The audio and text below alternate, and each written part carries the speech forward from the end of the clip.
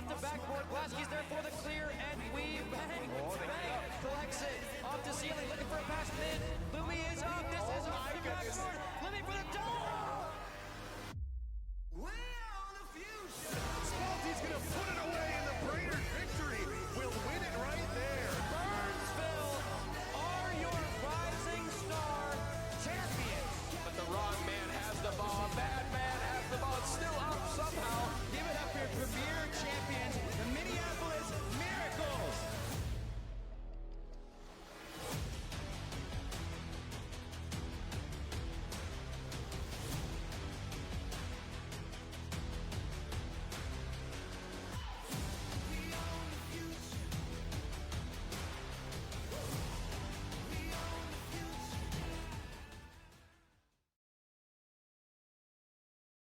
Hello, and welcome to another MCS stream. Today we got Challenger Major 2 Day 1. I am joined by possibly the most handsome man in the league, J-Bay. Say hi. Hello. We got Major 2 coming up for you guys. Arguably the most fun time of the season behind LAN. Major 2, very electric environment for all these teams. Very high stakes as there's a lot of points on the line, especially for these like mid-tier bubble teams that are looking to sneak their way into LAN. Blasky, what are your thoughts on this tournament? I mean, it's awesome. I mean, you got no hate, no shade. Moorhead Musketeers, they've won a single set the entire season between the major and regular season. They could still qualify for LAN if they have the biggest Cinderella run of all time. And that's awesome. I mean, that's amazing. It's something really cool. I mean, it's annoying if you're on the cusp of qualifying for LAN and you have to watch for those Cinderella teams, but it keeps everyone engaged and keeps it really fun. And again, like you said, there's enough points involved where you still can jump up. I mean, my team was just barely qualifying for LAN, and now if we win one or two more games next week, we have a 1 or 2 seed. So, I mean, there's so much can change in a matter of 3 hours here for all of these teams. And again, some of these teams will not be playing anymore after today. So, I mean, a lot of people's seasons will end now, which is super unfortunate for them. However, today we've got the Omaha Buffalo and the Minneapolis Miracles going off, the 7th seed and the 10th seed. And I guess we'll jump straight into predictions. Who do you got winning this one? So, we got a battle between the 7 seed and the 10 seed. I do think the 7 seed has a more favorable matchup. I like the depth of their roster. That's Thermal, Calster, and Jesus. So my prediction is I'm going to Omaha, and I think they take this in 4. Okay. Well, I've got a similar thing. I'm going to go in 4 as well. But for this first match, I'm actually going to go with the Minneapolis Miracles here. I think Miracles taken in 4. They have the momentum. They've been crushing it recently. They made some roster changes. Whereas Omaha, their last 2 games, they got swept. I think although Miracles did get swept in their last game, we're not going to talk about that.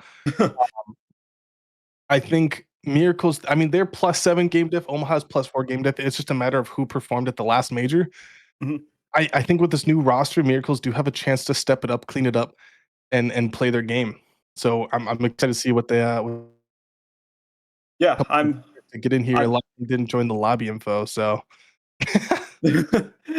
I'm stoked to see how this goes. Yeah, 2 very teams that are on like the mid cusp of the standings, like we were talking about. Very high stakes for both these teams. You never want to start a Swiss format 0-1. I mean, I would know myself. I did that yesterday. It's just not ideal.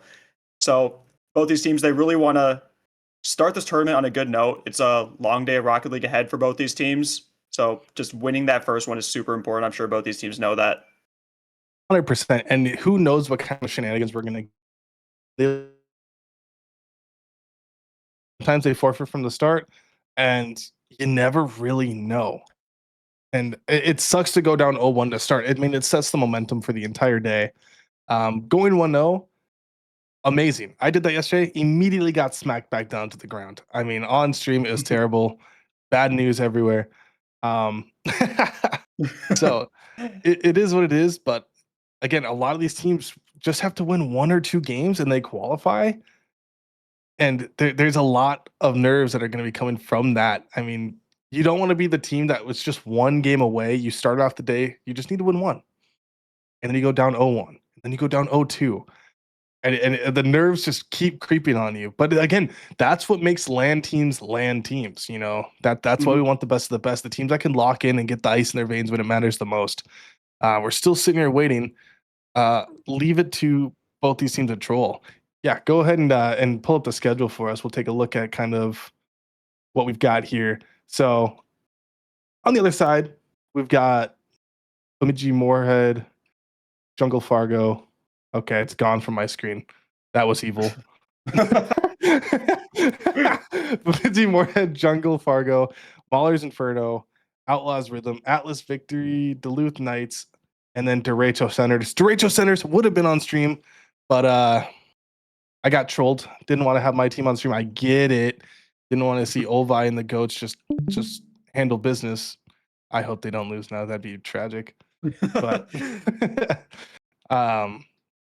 but we still get a good matchup. We get a couple, I mean, heavy hitters. I mean, you got Busy, Eli, and Sear versus Calcer, Thermal, and who is their third? Jasus, right? Yeah, Jasus. I don't think he's in the lobby yet.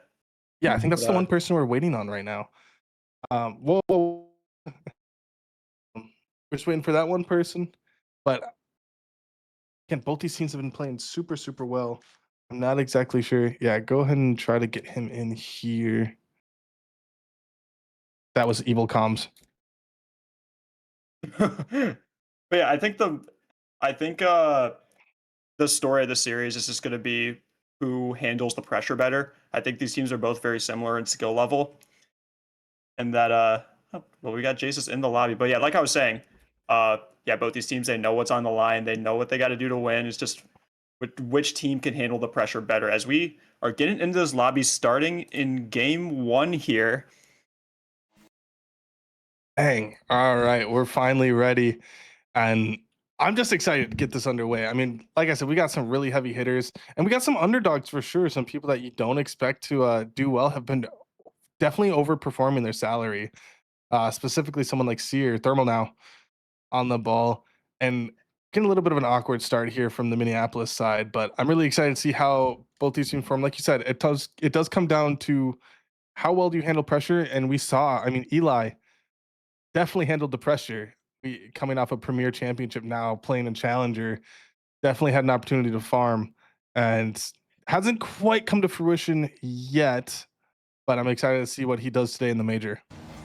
Yeah, as we're seeing Omaha start off with the pressure quite early here, forcing Eli to get an awkward save. Sear on the clear now, relieving some pressure for that Minneapolis side. Calcer a little awkward, gets a soft touch. Opts to take control. Sear a little bit last back, a little awkward in their corner now, Busy with the 50. Busy trying to get a clear out, met by Thermal. Eli, awkward touch to the side, gets a good touch. Calcer on the turn, gets it mid. Over to Jasus. Awkward miss from Jasus as Minneapolis is on the counter attack. Thermal with the clear out. Calcer keeps Eli up on the wall. And we know how game 1 nerves are. So that's a shot on nets from Sear. Thermal with a phenomenal save. Busy trying to keep up the pressure here. And yeah, like I was saying, game 1 nerves, just teams feeling each other out seems pretty prevalent here as well. Yeah, definitely not totally on their A game. Isaiah's the shot just goes off the post here with the cleanup. Goal 1 going to Minneapolis. We're definitely seeing a little bit of nervousness coming from both sides. Both teams getting opportunities on offense. Nothing quite dropped until right there off the post. Difficult read. Sear does, though. Yeah, Sear with a phenomenal finish there. Minneapolis up by 1 now. Eli on the cheek gets the boost. Trying to get the ball as well. Calcer 0 boost. Throwing it to the side. Eli trying to drop it down for a teammate. Anybody there? Busy. Hops the play to the corner. Beats out Calster on the mid there. Sear trying to bang it back mid. Now we see Minneapolis just trying to capitalize on some pressure here as Omaha on the counter attack. Yeah, 100%. We see a bump play come out here, and Thermal now pops it up, tries to get it past Busy, gets the low 50. 2 people in net though. Sear with an opportunity to throw it at the backboard. It drops down. Can anyone follow? Not quite. We're seeing Minneapolis, I mean, keeping a lot of pressure, but Omaha do not seem phased so far as they do get a shot on net. And I mean, a great stand from Omaha, who just came and just handled all that pressure. Now catching Minneapolis with no boost, potentially getting an opportunity, but Sear cleaning up a little bit of demo, relieve some pressure. Yeah, Omaha looking very methodical on the defensive half of the ball, but they just need to get some offense going here as we're past the halfway point in this game 1 now. Sear on the save, Thermal trying to get back mid. There's a bump on net, nobody there for the follow-up for Omaha. Calcer was deep third there as trying to come up with some offense on their own here. Thermal beating out Eli on the backboard. Is there anybody there? Calcer met by Sear on the 50. As Sear might have an open net here, can't quite get the pre-flip, but can he get one mid here? And that's not going to be enough as there's no follow-up from Minneapolis, and I know what they want that potential insurance goal back. 100%. I mean, it was so risky. Everyone was right on that goal line. If that gets cleared, no one from Minneapolis getting back. So I understand why they didn't dive at it, but it was right there. It was so tough. And now Omaha with an attempt to counterattack. Yes, get pinched to the Omaha side. Thermal now with an opportunity to take the ball past one. Can't quite get it.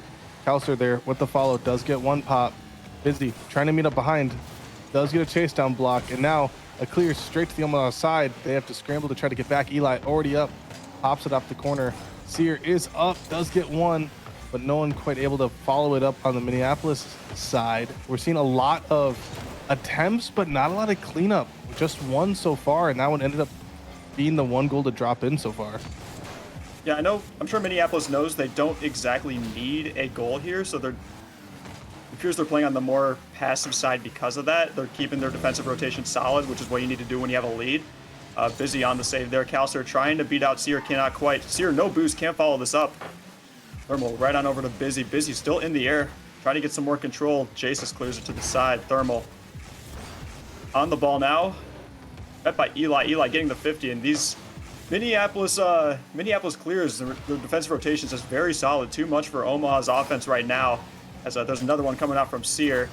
Jasus trying to get one mid on the backboard, but again, there is always a backboard defender for Minneapolis. This one might just go on net, and Busy with another clear gets that insurance goal for Minneapolis with 30 seconds left.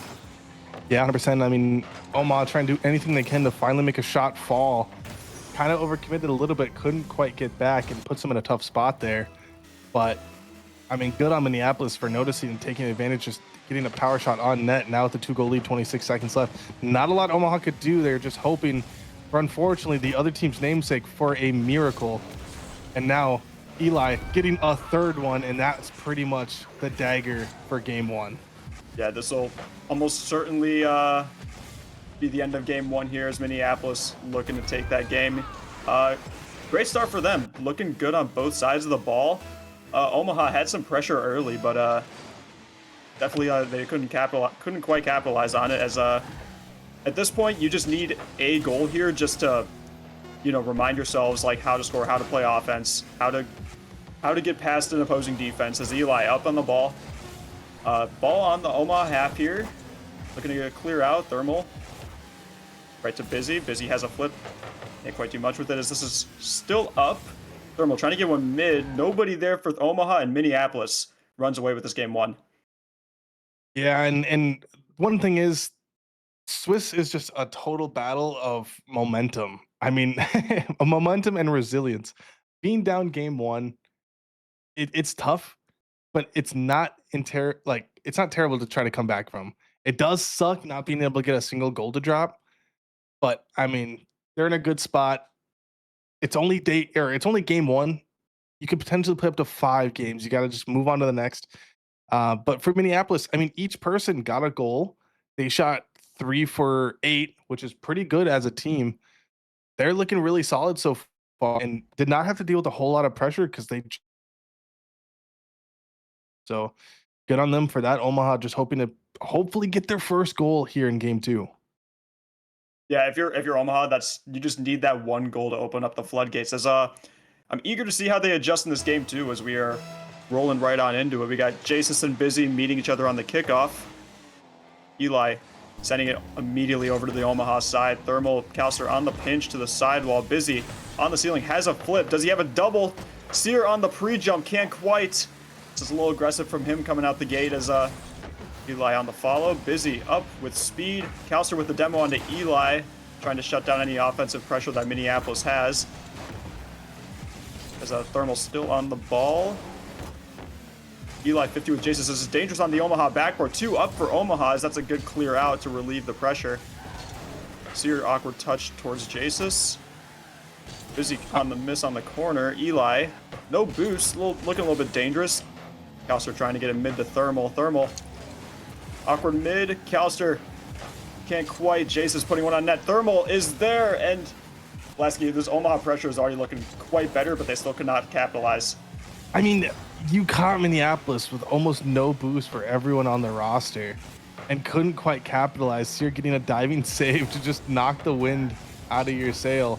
As we see Calster try to get a shot off at Eli with another diving save, and it's these little misses that are adding up. Make it so they just can't get one to fall. Thermal now, last man back. Sear is up already. Does get one touch into the corner. Does pop up across. Calster, no boost now. Has to try to make something happen. Eli gets the beat. Jasus with the clear. And Sear with a nice pop out mid to no teammate. But Jasus could have had an attempt there, but no boost. And that's one thing I'm noticing here is a lot of these teams are struggling to get boosts. That's a shot right on net. Slotted in the one spot where it couldn't be saved. Eli getting the first goal again. Minneapolis with an early lead. Yeah, this is an unreal shot from Eli. Perfect spot.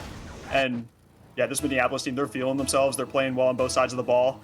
Very solid all around, just very fundamental rotations. It's having them run away with the series as of right now. Omaha in a scoring drought, gone 7 minutes now without scoring. Looking to see how they adjust here. Thermal putting one on, can't quite. Calster there on the follow. Is there a third man for Omaha? Jasus is there. Only nobody back for Minneapolis, and Calster finally opens the floodgates and gets one on the board. I mean, a great pass to Jasus, a 50 going right, perfect. Busy trying to make a diving save, couldn't quite get it. Calster in a great placement right behind them. Gets their first goal of the series, does tie it up here. And they've proven that Minneapolis can in fact bleed. And they got to try to take that and run with it, because right now it's looking really tough. Sear now with an opportunity, gets one pop, gets killed. Jasus now with the ball, takes on the wall, no boost, tries to pop it mid. Eli there with the 50, Calster left by himself. Busy trying to make anything happen. Sear with a shot on net. Thermal with one touch. Busy tries to pass it mid. Can he get the shot off himself? It just goes off the post. He couldn't quite get there. Didn't think that all 3 players on the Omaha side were just going to leave the ball there. And they almost got a second goal off of, honestly, and as I say it, Omaha gets one off of a mistake from Minneapolis. Yeah, kind of an awkward touch from Busy here. Sear not quite able to read it, and Calster takes advantage. And yeah, this just shows that yeah, Minneapolis, they are capable of making mistakes, and Omaha's starting to realize that as they're up in this game too, as this kickoff is going over to Thermal. Thermal has control, trying to get it over. Busy has a flip, gets it back for a little awkward, but Sear, what a 50 coming out of him. Still has control of the ball as well, as that's a pinch to the other side. Jason's trying to get this one mid over to Calster, possibly for a shot. Can't quite. Still awkward for Minneapolis though on defense, as Thermal up in the air, trying to get a double, cleared up by Eli, and yeah, all of a sudden Thermal and the rest of Omaha squad are looking much more confident now, Blasky. You said that, and I was just watching whatever just happened on my screen. The little jump. I got a little nervous on the behalf of Omaha there, but they got it back. Sear now up in the air. Thermal gets a 50. Eli tries to get a shot off the backboard. Too busy. Busy is there for the cleanup, but Jasus gets one touch. Thermal has to get a clear touch here. And like you said, Omaha feeling a little bit more comfortable now that they have their lead for the first time in the series. It gets pinched. Thermal does get a save, just turns back last second. Almost just complete horror for the Omaha Buffalo, as they almost just gave away their only lead so far in the series. Get a 50 into the corner. Sear is up. Eli tries to get it past one, and I'm noticing things are just a little bit more awkward as they're going for pinch plays now. Yeah, that was a very interesting pinch for sure. That spooked me a little bit, as Calster is up. He gets the beat onto Eli. Jasus with the clear. Sear, last man back, plays it over to the corner wisely. Eli off the corner, trying to take control. Get it over Thermal, can't quite. Calster playing it to the corner now. Jasus on the clear, bumped up by his own teammate Thermal. So Thermal 0 boost, opting to look for a bump himself. Jasus on the 50. A little awkward for Minneapolis. Jasus trying to get a mid. Busy full boost. Trying to get it over Calster, can't quite. There's Eli tries to put a shot on, saved up by Thermal in Minneapolis. Running a little low on time here to get this equalizer. So they gotta do whatever they can on offense here. As Omaha looking to let that happen. Calster bringing it down, no follow from a teammate. Busy trying to redirect that in, cannot quite. Nobody was back for Omaha. That was their chance. 10 seconds left on the clock here. As this is in the Omaha corner. Eli trying to get a beat with no boost. This is mid, a little bit dangerous. Thermal with the clear to the side. Busy has a little bit of control here. Can he get it? No, not quite. But is there a follow-up? Eli on 0 seconds. Eli puts it in. I mean, that was just so unfortunate. I mean, Jesus could have gotten a better touch there, but because he got bumped into it by Busy, it just sent it just out of Thermal's reach and put it so awkward. Eli with a great cleanup to tie it up with the 0-second goal here. Now anything can happen. I mean, that's a shot on net as Calster does get a diving save. Now Omaha with a chance to counterattack goes missing, and they are caught on their back foot now as Omaha trying to make anything happen so they don't get scored on here. Busy up again, the last person you want to see up in the air with with the ball. And I mean, how incredibly fortunate for the Minneapolis Miracles to get that goal, but how tragic for the Omaha Buffalo. Yeah, I mean, like you say, it's a game of momentum, especially with long series like this. And with that 0-second goal, the momentum just shifts heavily in the favor of the Miracles in this overtime. But as I say that, the ball is on a little bit dangerous on their half. Calster off the ceiling, trying to get a bump on Eli, not quite. Thermal trying to stay on this ball, trying to get a beat onto Sear. It's a favorable 50 for Omaha as Eli gets a clear here. Jace is trying to keep it in for Omaha. Calster with the shot, can't quite. Is there a follow? Thermal, soft touch. The fake out of Calster cannot quite. Sear reads that perfectly. I thought that was the dagger for Omaha there, Blasky. Yeah, I mean, I thought they had it. It was as close as it could possibly be. A shot right off the post. Busy not getting bumped off. As we see a shot still, Thermal now with the follow. Eli is on that. I mean, back and forth between these two teams. You do not want to go down 0-2 to start the day. I mean, if you're Omaha, you are just... They've got to be panicking right now. So Eli gets a pass from Busy. I mean, great pass. In a demo, it just resulted in Minneapolis getting a goal immediately. A great heads-up play from Sear to also go for the demo. Puts him in a weird spot. Minneapolis are now up 2-0 in round one. Yeah, that's a phenomenal team play from all three of them. Huge pass from Busy to Eli. Sear with the heads-up, like you said, on that demo. And, man, what a turnaround for Minneapolis that last that last 10 seconds there with the 0-second goal and just killing that overtime. That huge play there at the very end there. Eli shooting 3 for 3. Phenomenal shooting percentage out of him. And yeah, just overall, all three of those players just playing phenomenally as a unit. Very, very impressive, much better than I expected. I'm still very eager to see how Omaha responds here because they showed some light that game. They had a lead and they've had some really good offensive pressure. So I don't think they're out of this quite yet. No, 100%. I mean, they held the lead for so long. I mean, it just came down to a 0-second goal, which is so unfortunate. But again, they might not be out of it, but like you said earlier, it's totally momentum based. I mean, it's hard to will your team back into the series after not only losing game one, but having game two up until the 0-second mark and then getting beaten overtime. It is tough. But I mean, Calster, Thermal, Jaces, I definitely think they could take a game here still, at least one more. And Minneapolis, though, on the other side, great just ice in their veins from them so far as they try to get another goal off the rip. I mean, just keeping it composed under pressure, great on them, and they're showing why they should be a land team. Absolutely. As a ball midfield here, Calster trying to get a solo play off, but can't quite, is met by Busy. Jace is on the turn. Eli up early for this ball, trying to get a sidewall double pass mid. Pretty good touch, but meets Thermal. Thermal reads it as Busy. Beat up by Calster, only one back. Eli there, full boost. Thermal trying to bang it back. Anybody up for Omaha? Not quite. Eli back pass over to Busy. As that's an awkward pinch coming out. Busy trying to get another touch. That ball's mid. Thermal trying to get there as fast as he can. Trying to get a bump onto Eli. Can't quite, but Omaha starting this game off with some pressure now as they know what is on the line here. Sear, huge clear out. Thermal still on this ball. Trying to get one mid here, Busy. Gets the clear out. Jace pops it back up, and seeing a lot of aerials here early from both these teams as Busy trying to get it over Jace, as that's going to be an open net off the demo from Eli.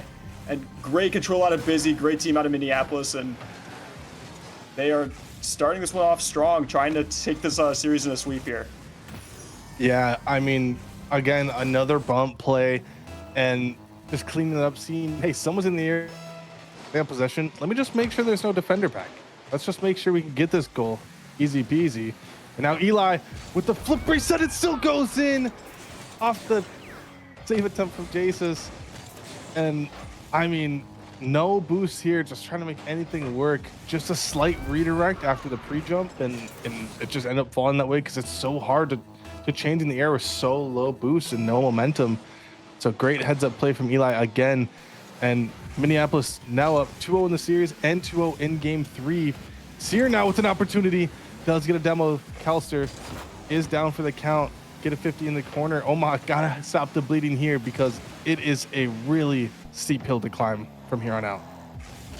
Absolutely. As Minneapolis up early with an insurance goal with 3 minutes left. Plenty of time for Omaha here. Is Busy trying to get some more pressure. They know they're not done yet. Eli on the turn, trying to get one mid. There's a demo coming out from Busy, and that physicality from Minneapolis is almost turning into the story of the series here, as a lot of their goals are coming out from demos. Calster trying to get a sidewall here, can't quite. Chase on the shot. Follow up from Thermal, can't quite. What a save out of Sear there, as Calster looking to follow up, but nobody is back for Omaha. Sear trying to get this mid quick. Misread out of Busy. Jaces gets the clear. Calster taking some control to the corner. Gets a flip, trying to get as mid as he can. Eli on the clear. Jace on the turn, getting him mid to Sear. As Busy looking to pinch it out, trying to get it past mid. Sear on the shot, can't quite get a read on it. As that was another good opportunity out in Minneapolis there. Nobody has boost on the side of Minneapolis, so Omaha is going to take this over as Calster on the miss. And Blasky, time is ticking down fast here. Yeah, 100%. And one thing I'm noticing, a big difference in both these teams' play styles and what's working for Minneapolis, a lot of bumps, a lot of demo goals. I don't know if I can recall Omaha even going for one. And I mean, they just keep getting beat on those. And I feel like at least half of the goals for Minneapolis are just coming off of a bump, off a demo, off of making them awkward. Sear again with another demo, giving the pressure to Busy, but Busy couldn't quite get the touch. Calster now has an opportunity to clear it out to Thermal. Thermal is up, couldn't quite get the beat on Sear. Jaces now has to dive, make it come back to the corner. Calster with a nice clear. Eli last man back for Minneapolis. Thermal can't quite get the touch he wants. Sear with the cleanup, getting rid of a lot of the pressure. And I feel like that's just a testament to Minneapolis' confidence in their rotations. I mean, having two really great players like Eli and Busy, I mean, you can kind of do whatever you want. And Sear just being a one-man wrecking crew so far, just demo after demo, he's doing an awesome job making sure that they can just get rid of so much pressure. And Omaha just struggling to deal with it. Yeah, I mean, that's the pivotal part of Sear's playstyle for sure, is those demos. He does a really good job at it, even if they're not the most productive, as that's a follow-up from Sear. As I'm talking about his off-the-ball play, he gets a goal on the ball as he gets a third goal for Minneapolis here. But yeah, like I was saying, those demos, even if they're not super productive, if you're on the other team and you feel like even for a second that you can't play the game like how you want to play it, then you're going to be thrown off your rhythm by a long shot. As Minneapolis looking to close the series out, in heavy favor to do so, as Eli on the turn, taking control, trying to get a mid to Busy's turn, can't quite, is met by Jaces. Busy on the clear there, beats two out of the corner. Gets demoed for his efforts. As Sear looking to slow play, gets a 50 out. Time is ticking for Omaha here, Blasky, as they need some goals on the board here. 100%. I mean, trying to make anything happen, you can see the panic in their play now. As the ball just slowly rolls in front of the net. They do get a good clear. Thermal with the pre-jump. Can he get the read? He just doesn't get it. Eli with a nice clear does get an air dribble. Sear underneath the ball does get a 50. Busy now with an opportunity to go for a pinch. It goes straight up. Thermal is there, but with 8 seconds left, I'm not hopeful they're going to get one here. And that'll be a sweep for the Minneapolis Miracles. Great start for their day. I mean, they're in a really good spot now. Yeah, again, it's so momentum based. For Omaha, you have to make sure this loss does not define you. It's hard to get swept and keep the confidence to go on through the day and continue to play well. But I mean, we saw in that game too, they were able to bounce back after being held scoreless in game one. They definitely have an opportunity to bounce back later, round two, round three, however far they make it. But I mean, good on them for trying to bounce back. Minneapolis again played so well today, and I can see them continuing that as the day progresses. Yeah, absolutely. I mean, huge round of applause to Minneapolis. They knew what they had to do coming in, obviously, and got that sweep that they so desperately needed. They're the 10 seed coming into this tournament, so they are not currently in a land position. So what they just got to keep winning to ensure that they, are in there at the end of this tournament to clinch that land spot. But yeah, like you were saying about Omaha, I don't think that they'll let this loss define them at all. I think that they know what they got to do these next coming series. They know that land's not a guarantee for them. They know that they got to do well in this tournament to ensure they make it. Yeah, as we look across the league, we look at some of their other games. So forfeit win Rochester against Kansas City technically played one game before they forfeited. So Kansas City forfeited, interesting enough. Chicago 3-0 Fargo. And Des Moines derecho 3-0 St. Paul. I see why they didn't want that one on stream. That all makes sense. Duluth 3-0 Green Bay. Minneapolis 3-0 Omaha, as we just saw.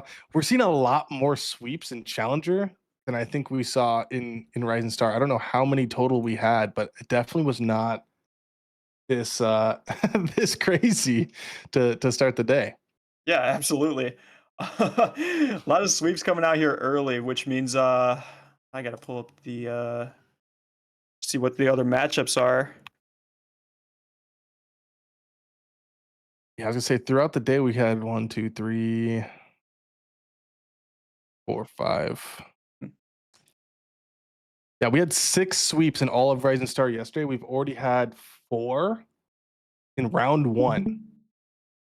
So, I mean, it's kinda crazy. Or 5. We've had 5 in round 1 for Challenger. So I don't know if teams are Goodness. playing with subs or what's going on there, but yeah, they're trying their best. But we'll have round 2 here for you soon. Thank you guys so much. Stick around. We're gonna have a little bit more some crazy content. Hopefully, less sweeps and more content. Game 5s. That'd be awesome. Yeah, We'll that'd see be you soon. phenomenal. See ya.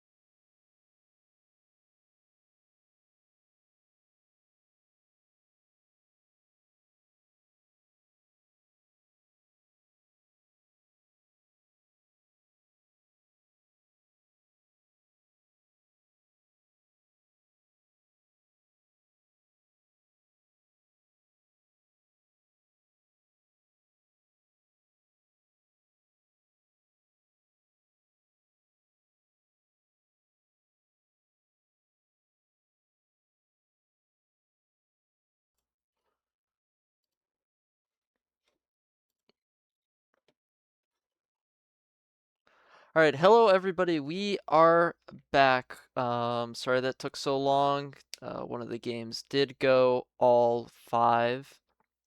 Unlike literally every other series, every single one was a 3-0 except for the Winnipeg against let me pull It was Winnipeg this. Bloomington, wasn't it? It Or no, was Winnipeg Winnipeg Brainerd. Brainerd. It Winnipeg Brainerd, and then Bloomington, whoever they just faced, Bloomington and Burnsville. Those are the only 2 non-sweeps. So yeah. interesting start to the day. With that being said, we are going to watch the Jungle versus Maulers game. These teams are both 1-0, and then the next ones we will watch the people that have had 2 losses, as it could very well be their last time playing. Yeah, I mean, both these teams doing really, really solid so far today. Chicago, I mean, they are major merchants through and through. Every single time they just make it happen. And so this is the 2 seed versus the 3 seed. If you didn't know that, coming into today, this is the 2 seed versus the 3 seed. I mean, both these teams, incredibly strong teams, and a little bit of change up from Bloomington. They did move Garrett, and I'm excited to see kind of what happens there. On the other side, you have Risser and Red Wizard and Duke. They did team last season, made it really far. But I mean, you have Clash, Sneaky, and Manboy. Clash being a staple in MCS at this point. I mean, you think of Bloomington Maulers, you can't just not think of Clash DA. With that being said, Greyhounds, who do you got winning this one? Honestly, I mean, yeah, you said it right. 2 and the 3C Jungle is ahead. Looking at their past 5, I can pull this up actually.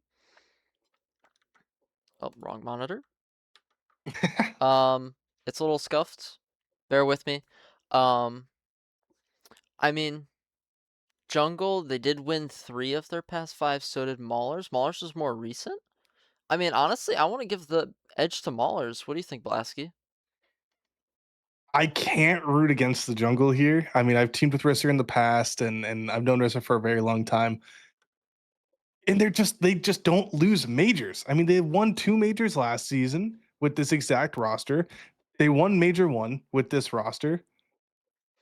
It's like rooting against Tom Brady and the Patriots. I mean, like it's tough. I don't know. Look, there's always a world, okay? And I'm going with it. All right, I think this is the world where Maulers comes out on top. Honestly, with how today's going, give me the Jungle in 3. I don't know. I think, well, I mean, what? Maulers did win in 3-1. They did. One of the 2. They're one of the few teams that did not sweep. Yeah, I mean, I think it could go game 5. I really do. I think they're close teams. I mean, unlike Rising Star, there were teams that were number 1, number 2, number 3 seeds, and they got upset. Like the number 1 got upset by the number 16 team yesterday. I mean, this is a little closer, but I think it could happen. Yeah, I think it's going to be tough, but either way, I mean, we're about to have a heater of a match coming up here. One thing I'm really excited to see is just how I haven't got to see Bloomington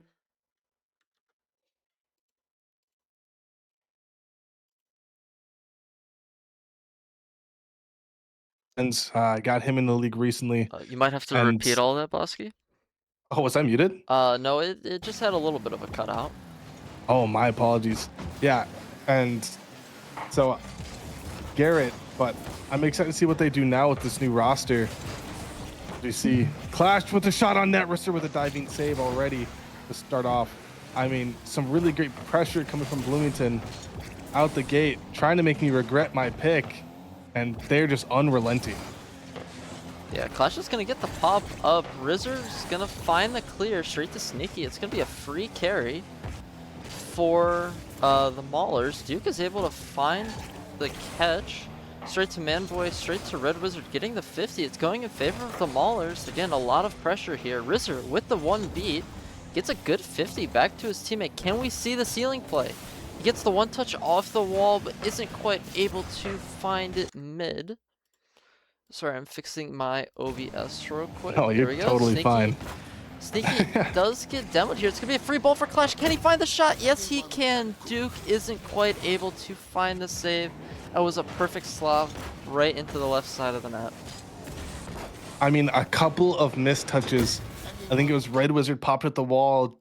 Rister jumped, couldn't quite get the touch, and it gave Bloomington an opportunity to counterattack. Clash taking advantage of Duke grabbing the boost in the corner.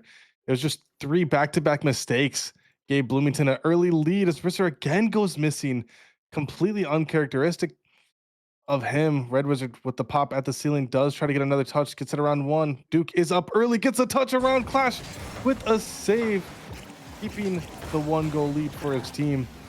And great play from them. I mean, we're already seeing just amazing pressure from Bloomington, and they immediately get rid of any pressure on their side. I mean, they're playing out of their minds, playing super well controlled. Manboy now with an opportunity, gets the bump attempt, and a second goal for Bloomington.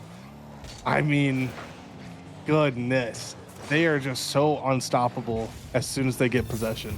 I mean, I think I said it. I think this is the world where they can win this. I mean, Manboy did get a pretty, I would say a pretty cringe shot on goal, getting that demo. But I mean, you got to do what you got to do to find those goals. He's going to try and take it up here. Can he find a reset? Not quite, but it's a pass down to Clash DA. Can Duke find one? He's playing the 50. Gets it across straight to Rizzer, but he is beat by Clash. It's going to be a pinch all the way across. Can't Sneaky find a shot? No, he can't. He does get bumped by Red Wizard. That's going to be a shot on target, but Manboy with 0 boost is able to find the save. Clash trying to put the offense back up. Manboy is still putting the pressure on. Can't quite get the 50. It's a free ball for Red Wizard. He can't find the reset. It's still mid to Rizzer, but he can't find the shot. I mean, one thing I'm noticing a big difference between these two teams so far. Bloomington doing a great job at keeping the ball close, keeping possession.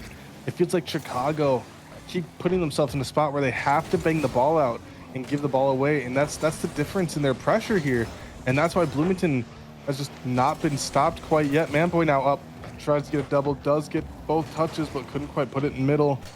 Duke now has to try to make something happen as he dives into the corner, and again, it just feels super panicky from the side of Chicago.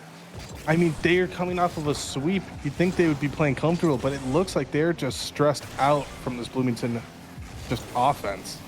Yeah, they're still trying to put the pressure on. Duke with the 1 touch. Sneaky gets the 50. It's back mid, but Red Wizard can't find the shot. Rizzer with the pop. It's going to be a free ball, especially since Sneaky did backflip. Still able to find the beat here. It's going to go back mid, but Manboy with the clear. Red Wizard trying to keep the pressure up. Can he find a good 50? No, he can't, because Rizzer's going to take over for him. The sidewall read. Back mid. Manboy with the pass mid. Can Duke find the shot? Yes, he can. The slowest roller of this series is a goal. I 100% was going to say, like, my goodness, was that a little bit nerve-wracking. If you're a Chicago fan, I mean, the slowest possible hit at net, it does end up going in. I think if he puts it anywhere left, it could get saved. So great placement from Chicago there as Bloomington almost sneak one in off the kickoff. Still keeping the pressure. Red Wizard gets a chance to carry the ball out. And yeah, I mean, just great attempt from Bloomington there. Just couldn't quite make it happen. They do have a 1-goal lead, but they're hoping to secure at least another one as a cushion. Yeah, Red Wizard's going to get the pop back mid. Sneaky is still trying to keep the pressure up. Can Wizard find the save? Yes, he can. Everybody is on 0 boost here except for Duke for the Chicago. Can they find some pressure here, though? Red Wizard with the clear, still on 0. Rizzer also on 0. And the double commit. That might be free, but Duke is able to find the B. It's a shot on target. Manboy is able to find it. Sneaky gets the shot. That's going to be 3-1 in this first game of the series for the Maulers. I mean, just super awkward. And like, Bloomington were just sitting too far back. They had one like back middle of the field and one in the back corner because they knew Chicago was just going to bang the ball out. And that they did. And not only did they do that, they double committed. And it just put them in such a terrible spot. Now they're down 2 with less than a minute left. Duke, though, the opportunity to send it off the backboard. First, they're not quite able to follow up. Does send it into the corner. An attempt, but Sneaky does get there. Clash with the redirect, puts it in net and puts the dagger in not only this game, but my prediction as Bloomington are definitely going to be walking out of this game one with a game, unless something crazy happens here in the last 26 seconds. I mean, it really doesn't look like Chicago is trusting each other. I mean, they have all this team come from, I mean, you said they played last season, right? It just doesn't... They stuck the whole time. It doesn't look like it's there. There's another shot on target for the Maulers. It's 5-1, 20 seconds left. Hopefully, Chicago can find one goal here, try to get some momentum back up. But it's not looking good. I mean, yeah, it is tough. And again, it just comes from Bloomington noticing that they are playing nervous and they're playing into that so hard with the fakes, with the, I mean, there's just nothing. They can do whatever they want. It almost looks like free play as they're able to just slow dribble the ball around and fake over and over and over again. Manboy now with an opportunity to a triple to try to make something fun happen there. But Bloomington taking game one of this, I mean, second round. They're both teams up 1-0 on the day, but how dominant of a win from Bloomington. Yeah, I mean, looking at the points at least, let me try and pull this back up. My OBS is currently broken. Hold. There we go. There's the points. 500 points out of everybody on Bloomington. That is absolutely insane. I mean, we've seen Juxo hitting 500 points every single game. But I mean, here 500 points across the board is pretty dominant, I would say.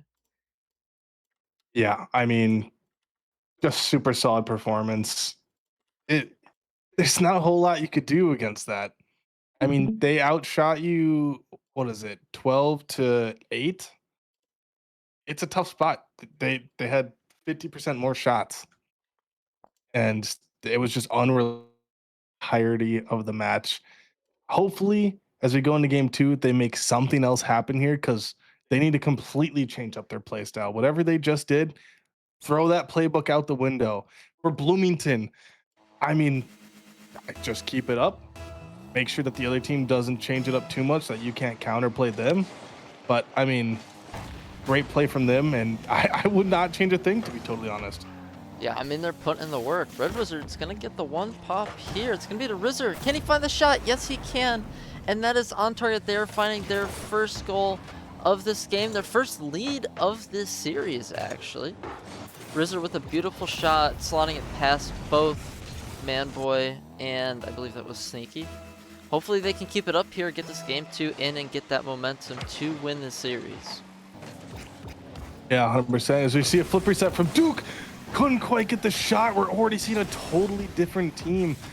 And maybe it had to come down to Bloomington played more recently than Chicago. I mean, Chicago ended in a sweep and Bloomington got one extra game. Maybe they got to stay a little bit warm. So, I mean, that could be the difference here. As we see Red Wizard now up off the backboard. Let's get it. Wouldn't quite get the shot and it just kept it close. I mean, we're seeing a crazy, totally different team from Chicago. Hold, something is wrong with OBS. I'm hearing Clash. I don't really know what's happening right crazy. now. I am so sorry for everybody who's watching. I'm trying to figure this out. I tried. How are we hearing Clash? This is awesome. I'm sorry. I tried putting his cam on. Oh. Okay. Okay. Clash. You can no longer hear Clash. I'm sorry. There is no cam. That was awesome. We got the in-game comms for a moment. I don't really know what it looks like. Chicago scored another goal in. I'm very sorry for everybody watching. And they scored again. I don't actually know who scored because I think I broke it. Rister with the easy open net there. I mean, yeah, that kind of threw everything for a loop for a moment. As Chicago now take the 3-0 lead, we're only 1 minute in, and Rister. Oh, I mean, totally different team. They're playing out of their minds now. probably not too pleased with losing that game one because, like I said, they are Titans in this major. They are expected to make a deep run. So to get just absolutely manhandled like that, gotta be just not what they're looking for. 100%. For all the viewers, Rizzer is the dot. I don't know why it got rid of his name. It is not on him. That might be on me. It's going to be another shot on target for Red Wizard, though. I mean, this is extremely different from game one. Now it's going 4-0 in the favor of Chicago. Now we're hoping for Bloomington to just get a goal and get that momentum back. Yeah, I mean, Bloomington, not even a shot on the board yet. I mean, they're in a tough spot so far. They have not been able to apply any pressure like they did last game. Manboy now with the flip reset. Gets it past one. Tries to get another wrister with a clear. Sneaky with the follow-up. Tries to get to Duke. Duke almost puts a shot on net. Red Wizard with the follow-up. Gets the dunk on them. Wrister is up. Sneaky with one touch. Manboy with the great demo there. And 5 people went for that same ball. As, I mean, like you said, totally different game. Wrister with the flip reset. I mean, where was this team last game? Yeah, I mean, now we're really seeing the max. Rizzer with the one, just the one reset is that effective. He gets it past 2 defenders. Third man wasn't able to find a save on it. Absolutely beautiful though. They're bringing it back 5-0. This is the momentum they need. It's like Manboy's trying to go for a 50. It's straight back to Rizzer. Red Wizard trying to find it mid, but Rizzer takes over. Can he get another reset? No, he can't. He's gonna play it to his teammate. He's not gonna be selfish like I am sometimes. Red Wizard trying to get that double tap. It's gonna go mid, straight to Sneaky, straight to Manboy. Can he find the double? Not quite. Rizzer is able to find the boost and find the save. Can we see another mechanical brilliance? Looks like a double commit. Duke trying to find another touch here. Straight back to Rizzer. Can Manboy find the shot? Yes, he can. Maulers are going to find their first goal of this game. Still 2 minutes left, but it's pretty shut out so far. Yeah, and I was a little confused there as kind of just watched the ball go over. Maybe didn't expect the speed from Manboy there, but you got to put some respect on his name. I mean, he played so well last game. You can't give him that level of space and expect him not to make a play happen. Duke now, an opportunity. Try to pass it off the wall here. Does get one touch, but clash with the clear. Wrister versus Sneaky here. Sneaky with possession. Not a lot of boost. Tries to get a pop. Couldn't quite get it. As everyone goes missing here. Wrister gets a pop. It goes at the backboard. Duke has to make a touch. And, I mean, they got some momentum back just a little bit, but 5-1 is still so much to come back from. Manboy now tries to pop it mid. Couldn't quite get the touch he was looking for. Does get a touch around 1, though. And, I mean, if they keep playing at this pace, Chicago are going to walk away with this with a pretty comfortable lead. Yeah, I mean, you can still see there's a few double commits out of Chicago here. It's putting them in some awkward spots, but, I mean, it's working this game. Duke with the shot top corner. It barely hits the post, and it's out. Manboy with the counterattack. Can he get it past 2 at least? None of his teammates are there to follow. Sneaky coming out of nowhere. Gets it backboard. Free shot. Can Manboy follow? Can he get the shot? Top corner. No, it's just off, and Clash can't find the shot. Sneaky can't quite get another 50 off. Rizzer trying to find it mid to his teammate. Good 50 by Red.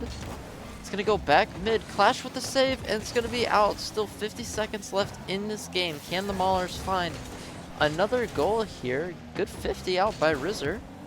Still trying to keep the pressure up. Duke, he's going to try and find the double tap. He's too high with 0 boost, but Red Wizard is able to find the follow, extending their lead to 6-1 in this second game. I mean, it totally looks like they all just swapped controllers. The way that this game is playing out compared to last game. I mean, it is just outrageous. I mean, it's just about evened out in goals between the two games. It's so weird that, I mean, good on them. That proves why both these teams are the 2 and 3 seed. They can bounce back from anything like that. And both teams just have offensive prowess that just, I mean, I want to say unmatched, but clearly they matched each other. And here we go as we see Wrister now with a pop at the corner. Sneaky with the free ball here. Duke pre-jumps. And Chicago comfortably take game 2 and tie up the series 1-1. I mean, what a game out of Chicago here. I mean, that's the bounce back they need. I mean, RZR putting up 700 points, getting 4 goals in that series. It's just that's mind-blowing. Yeah, I mean, it only took him a minute to score a hat trick. He did slow down a little bit there at the end, but at a certain point, you don't have to keep your foot on the gas. And Red Wizard and Duke got to shine a little bit more. As I mean, between the two of them, they had almost 800 points as well. I mean, it like I said, it feels like they totally just swapped teams. Bloomington just getting outshot 12-5. It was just mind-boggling.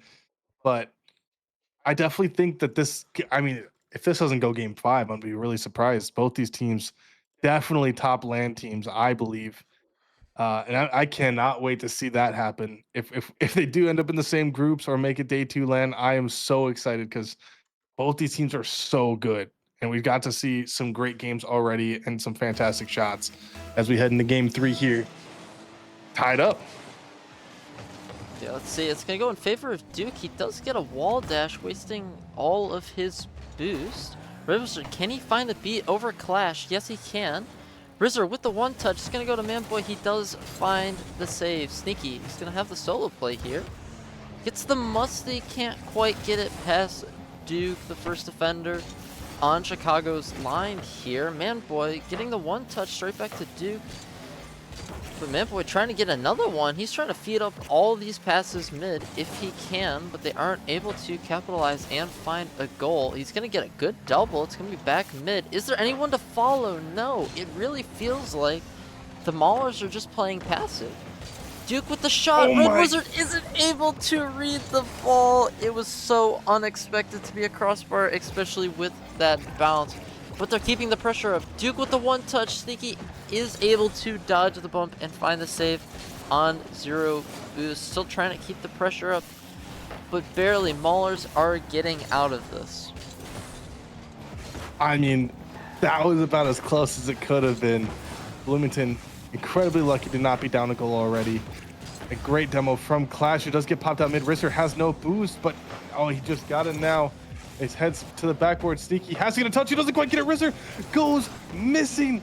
A second attempt at a shot, basically open net. And again, Chicago just come up short. Manboy now with a 1v1 against RZR. Tries to go for the bump again. Sneaky caught out. RZR has a shot here to try to put it mid for Duke. Couldn't quite get it.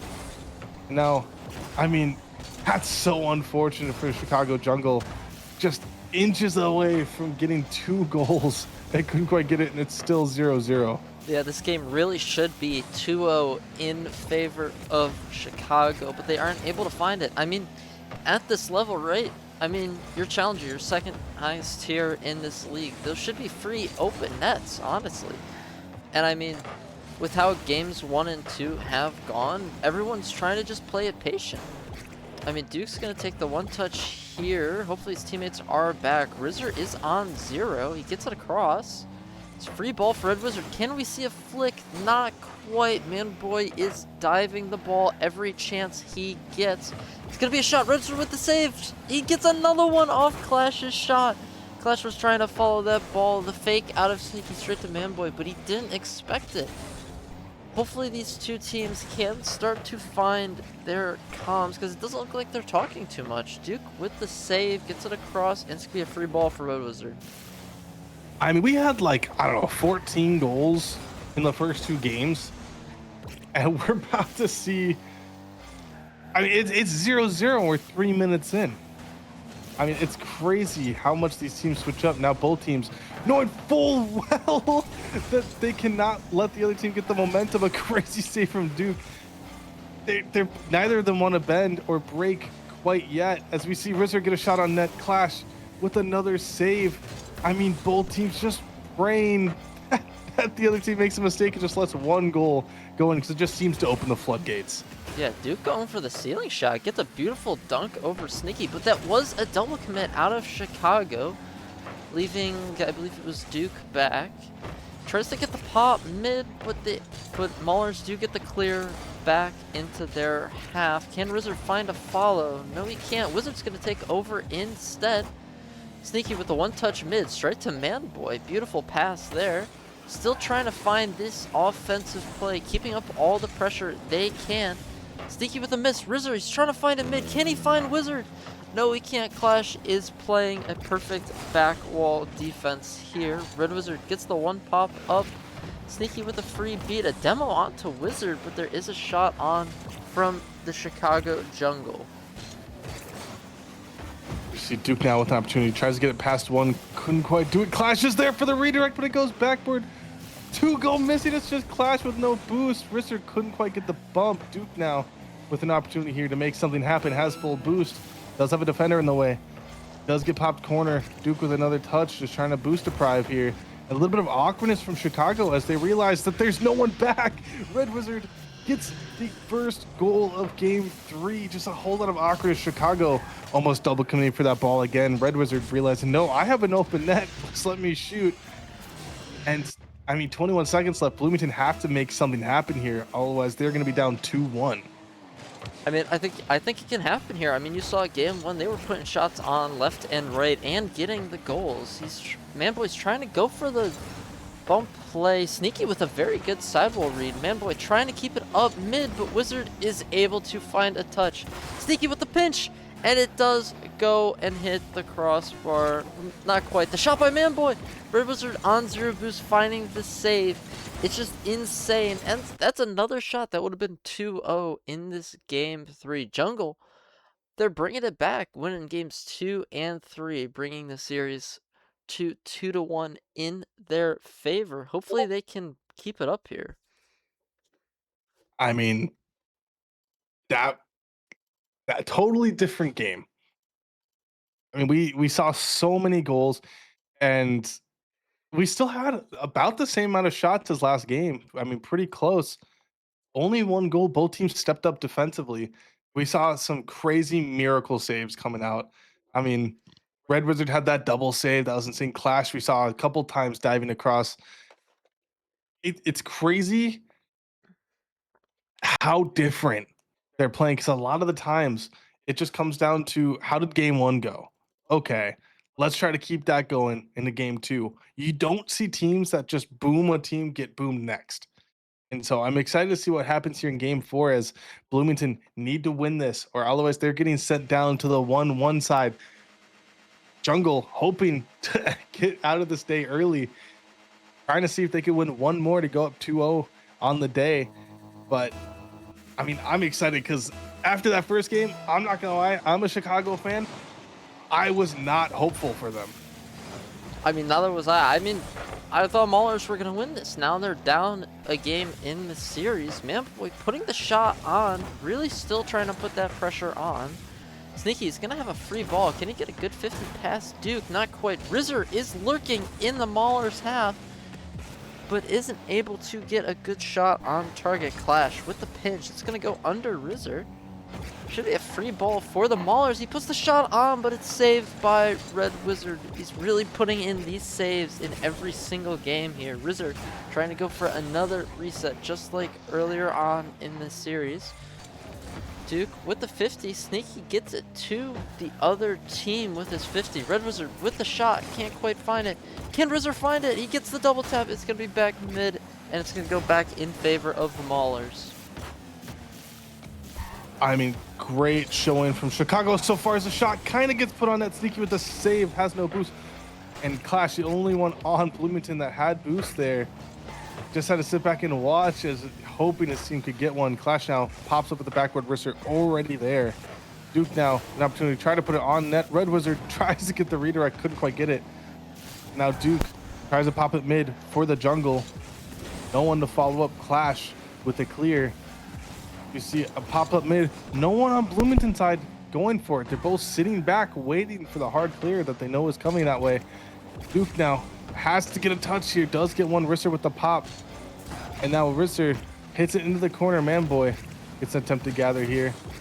Does get it past 2. Pops it over. Duke does get a touch. Tries to take it backboard. Just safely put it in the corner. And now it's Chicago on their back foot. As Sneaky is up, goes for the backboard read. Can he get it? He does. Red Wizard with the save. Just so happened to be there. Great position from them. Yeah. This man boy now tries to drop it, and it's just insane pressure from Bloomington now. Yeah, Rizzer with another save, barely. One thing to note is that these teams are getting starved, it feels like, and they're just wasting boosts 24/7. I mean, you blink and they're zero. Sneaky gets a pinch back. Can Duke find a double tap? Not quite. It's going to go back to Clash. Can he find a shot? Rizzer is there to shut him down. But Mauler's still trying to keep the pressure up. That's a double commit. That's a double commit out of Manboy and Clash. Sneaky getting the 50, though. It's going to be past Duke. Rizzer and Duke are double committing again. It doesn't look like they're trusting each other. But it's a free shot for Rizzer. He's going to find the lead in this game for trying to shut this out, get this game, this series done in 4. I mean, Bloomington, after starting off so hot, I think they're being outscored like 8-1 in the last 15 minutes. They're in such a tough spot here. They have to try to get that momentum back they had in the first game. They started off so strong. I mean, it's got to be a mental killer knowing like, oh, we clearly can make it work. What happened that we just can't? You know, what broke here? What do we need to get back here to make it work? As they see another goal from Rizzer diving across, giving them a 2-0 lead in game 4. I mean, Rizzer's really putting in the work here. Beautiful redirect. Beautiful pass by Duke as well, getting that beat past one of the Mauler defenders. Finding their second goal of the game. There's still 2 minutes left here. It is going to go in favor of Rizzer. Can he find one? He's going to leave it for his teammate. Rizzer not with a good touch mid, though his teammates aren't able to follow. Duke trying to keep it close.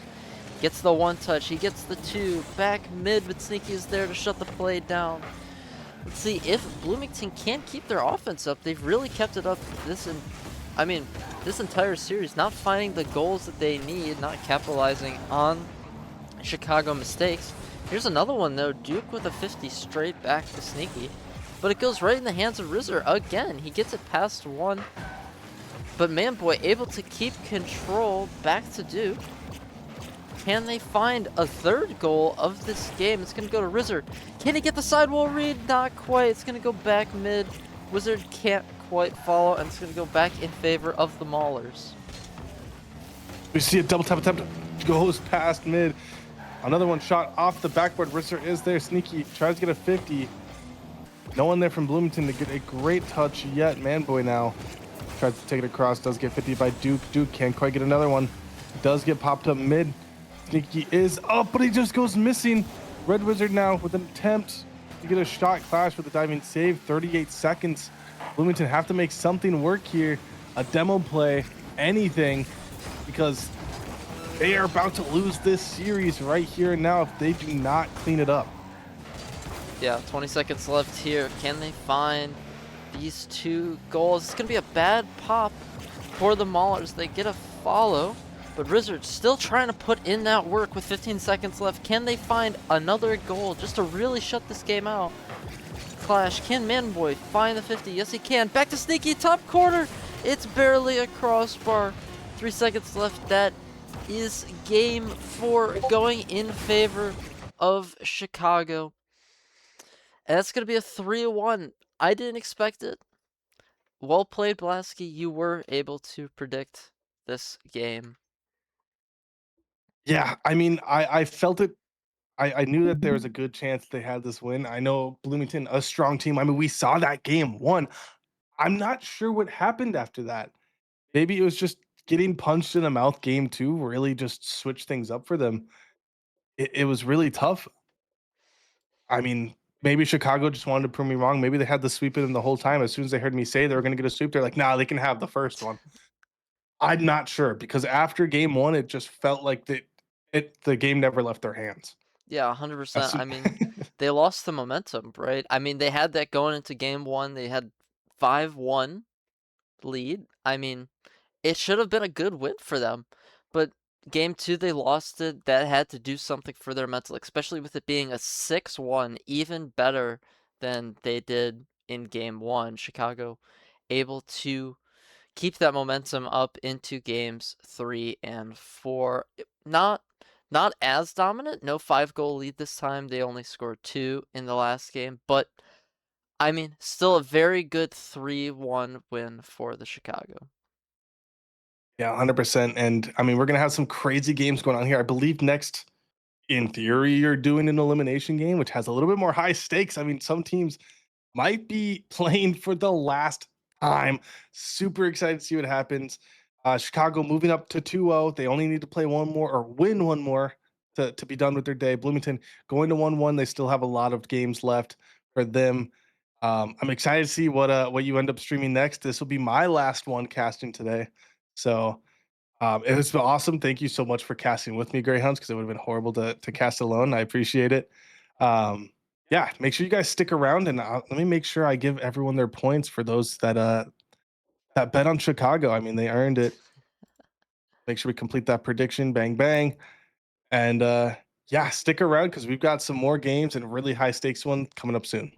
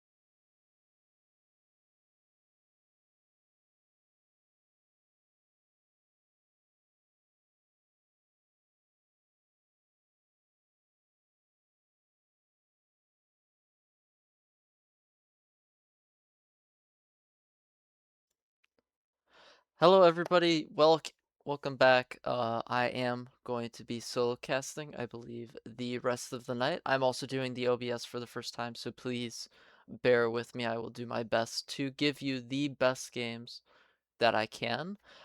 Here we are going to be watching Kansas City and St. Paul. They are both 0-2 so far in this major, going into round 3. One of these teams will be leaving us. This will be their last game of the major.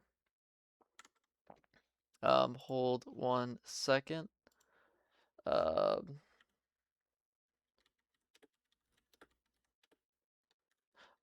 They're hold the phone.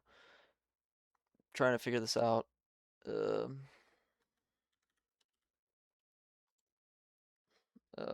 What is it? It's hashtag.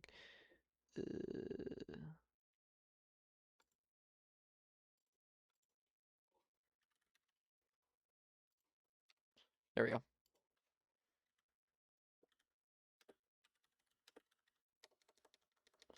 Sorry, trying to figure many things out. I'm doing my best. Let me set up cams. Hold. This is not. We're doing our best. I'm sorry. Actually, let me get these guys. Are they ready?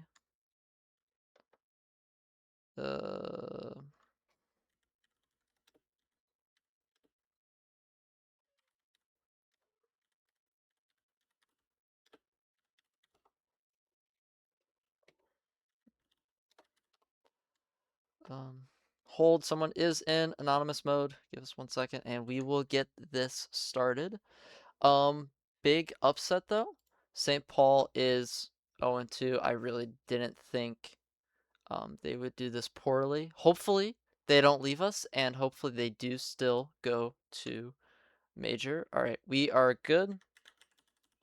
All right, and we will get started. Game. There we go.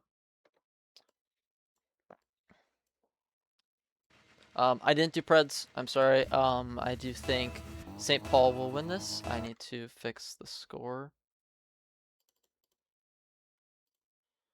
There we go. All right. Let me situate cams.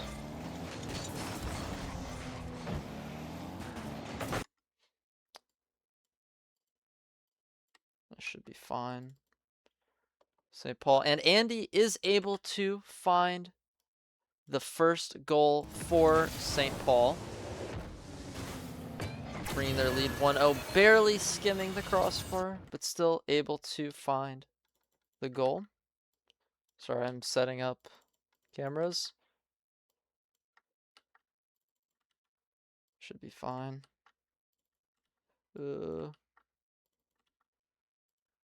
Cameras we have. And then they're all muted. Rick and JT.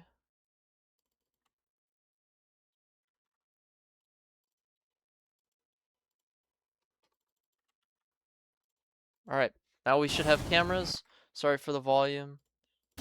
We are back. Rick getting the 15 back mid. Spalty is able to follow.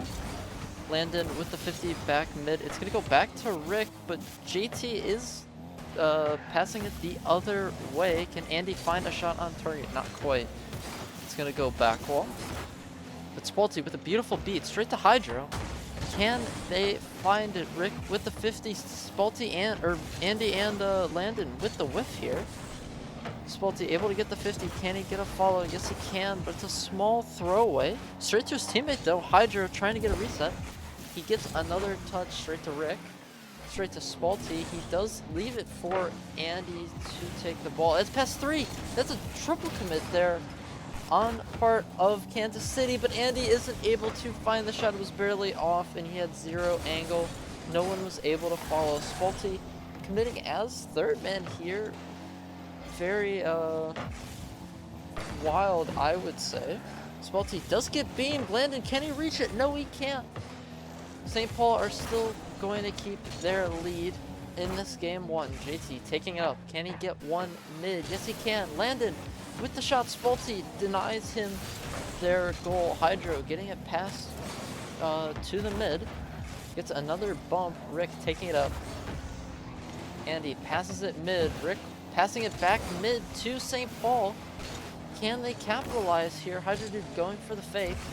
That's going to be back to Spalti. So he tries to keep it close, looking for the 50 on Rick, but he does get beat instead. Landon with a beautiful catch past Andy, and that should be a free goal for Kansas City, bringing this game tied. Still 2 minutes left. I would not be surprised if this does go to overtime.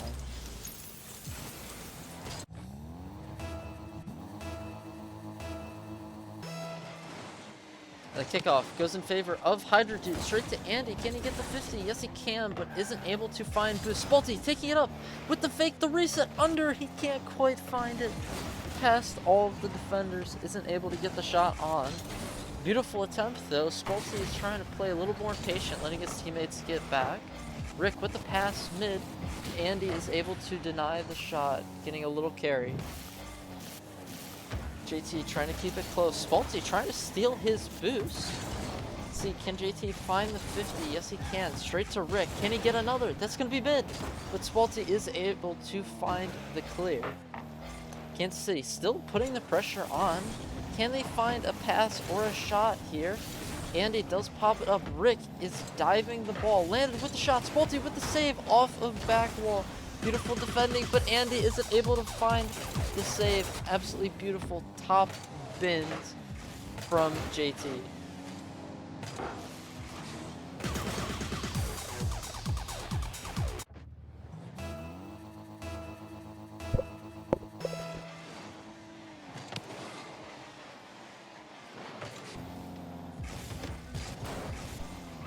Let's see, Spalti is going to take it up. He gets the bump onto JT. It's going to be free ball. Hydro Dude is on 0, but still able to reach it with a perfect fast aerial. Going back mid to Spalti. Can he find the pinch? Not quite. It's barely off target. Still trying to keep the pressure up. Can he find another one past Rick on 0? Not quite. Andy trying to find another touch here for his team. It's going to go up. Let's see, can JT get the beat? Yes, he can. He's going to find the control. Just Andy in net, and he slots it past Andy and Spalti. This is not looking good for St. Paul. Still 40 seconds left. They could bring it back, but it's not looking great here.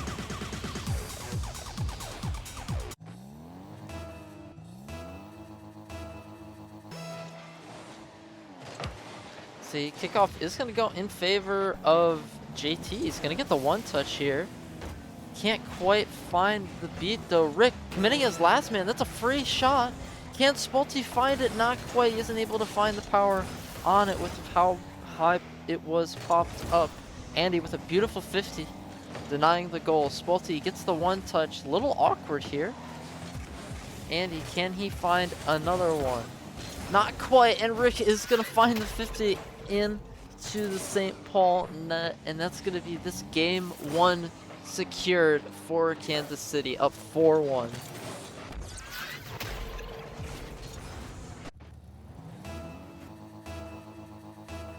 Let's see, can St. Paul at least find another goal here? It's going to go in favor of Landon. He gets the 50.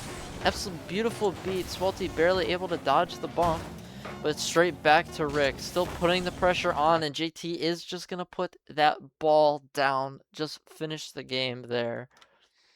It's going to be game 1. Pretty dominant victory by Kansas City here. I mean, it's not looking too good for St. Paul. Hopefully they can bring it back here.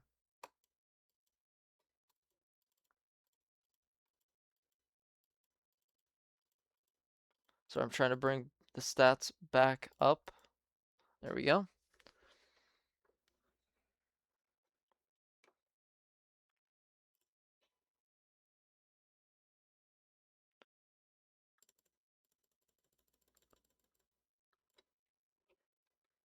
we go.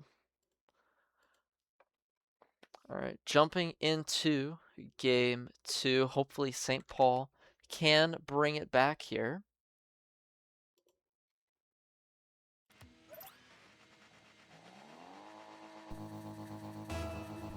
Let's see, can they start off strong? Can they win the 50?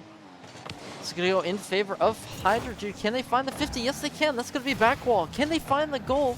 Hydra does take a demo. Spalty can't quite find the shot. Trying to play it a little patient for his teammates to get back. Hydra Dude's going to get a free clear here.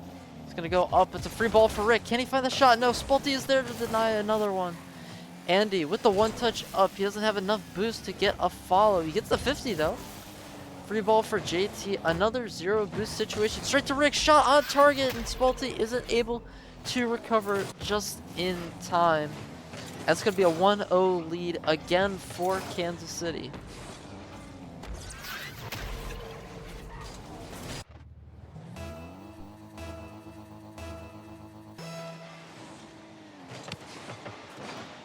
Spalty is going to take the one touch up here. Can he get a pinch? It goes low straight to Rick, and Andy is able to find possession.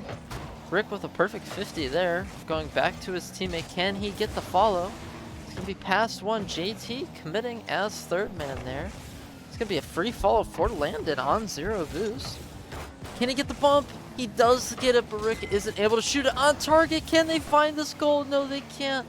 They just keep hitting the crossbar over and over again. It's going to be a pop back up middle. JT, he gets the one touch. It's going to be a shot on target. It's off, but Landon is able to follow, almost whiffing that open net, almost absolutely demolishing the crossbar. But he is able to find their second goal of this game.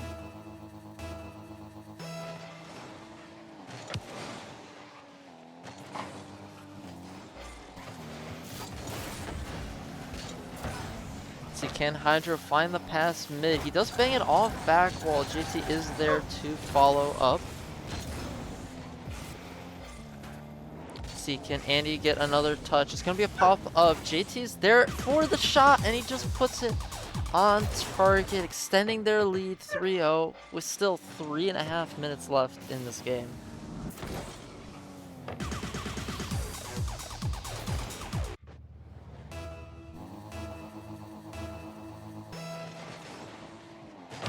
See, it's going to go in favor of the Kansas City Outlaws. Can they find another goal? He gets a good 50. It's going to be back mid. Spalty is going to find the save. But it's back out wide. Everybody on St. Paul is 0. Hydra Dude able to get that mid boost. Spalty putting the shot on, but saved and denied by Landon. Andy, can he find another touch? Doesn't look like it. Landon still trying to keep the pressure up. Even be up 3-0 in this game, still trying to find more goals and get a greater lead here. Hydra with the one touch. Once again, St. Paul are all on 0 boost. And that's going to be a shot on target by JT. Another banger off the ceiling. And that's extending their lead 4-0.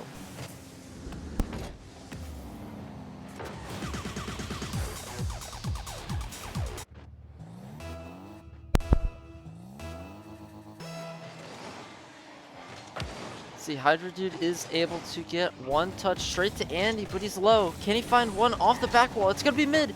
Can anyone follow Hydra with the 50? He gets another double tap. He's trying to find it for Spalty. It's a double commit out of Kansas City. If Andy can get a good one touch here, might be able to find a goal. Not quite. Landon is able to deny. Rick with the one touch up. Spalty, he does get the save. A little awkward there. JT with the pass mid straight to Landon, but Andy does deny their opportunity. Hydra Dude with the one touch straight to Spalty. Can't quite find a beat. Landon with a good 50.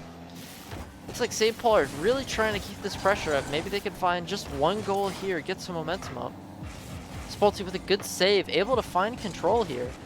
He is getting pre-jumped behind him though. Pass 2. Gets the pop back up mid, but JT and Landon are able to use the power of friendship to find it. And Landon does snipe it on target. No one on St. Paul able to reach the ball. It's going to be a 5-0 lead in favor of Kansas City.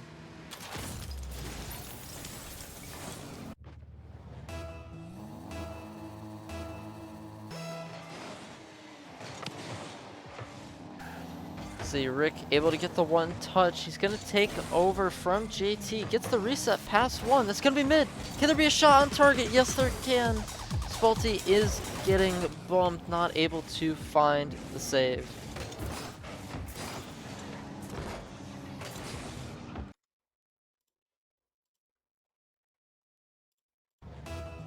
See, can they just find one goal left? There's still 2 minutes left in this game, and Kansas City are up 6-0. It's gonna be a pass mid. Spalty getting the one touch. Andy, can he find it? He gets the one pass mid. Rick putting the shot on. Spalty isn't able to find the save there. Sorry, and does get an own goal credited to him. Trying to get that pre-flip across. Can't quite find it.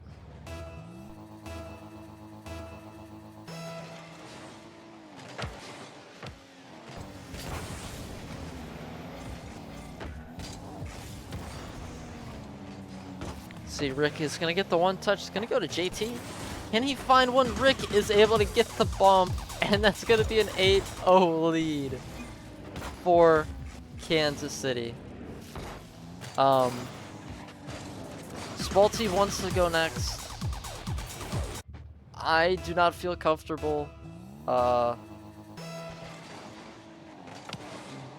doing match admin, I'll be honest. So we will keep playing this out. Hopefully they can get a goal here. It's like Landon's gonna get one across straight to Rick. And he gets the one touch up. JT with a beautiful clear. Can't Spalty find it? He's gonna get the pop up here. JT, can he deny it? Yes, he can. It's gonna go straight to Hydro. Can he find a follow? Not quite. Landon's gonna get the pop up mid. Landon is going for a psycho. I mean, this is quite the game. They're starting to look for freestyles. JT able to get it past Spalty. He's gonna go back mid to JT. Landon's gonna find it across. Spalty with the 50. It's gonna go back mid for Rick. Can he find the beat? Gets a good 50. It's gonna be back mid. Spalty able to follow, but throwing the ball away. Not able to keep possession for his team. Andy with the shot. Hydra with the shot, and Spalty is able to follow up. A very good team play by the three of them.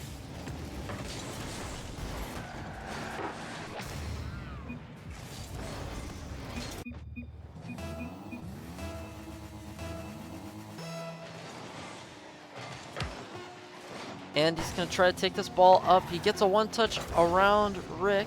Can they find another goal? Spalty with the one-touch mid.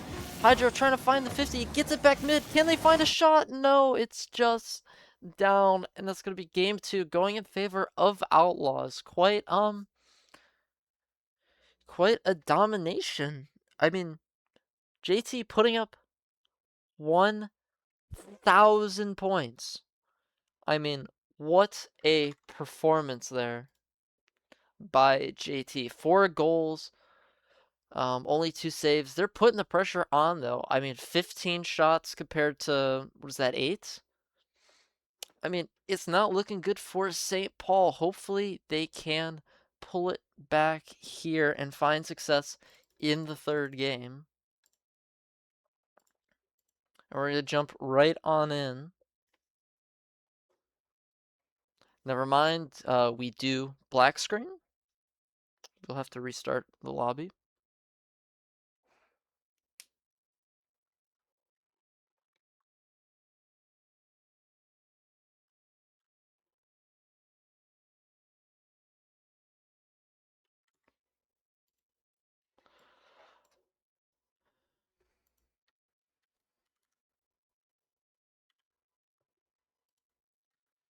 Let me give them a new code.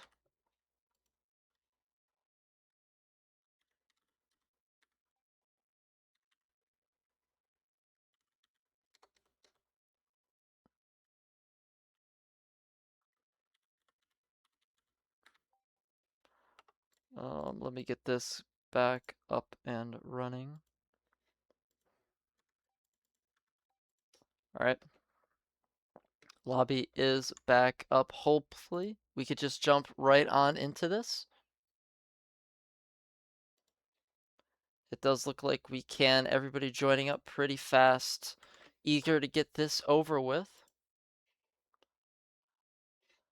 Hopefully, St. Paul can bring it together.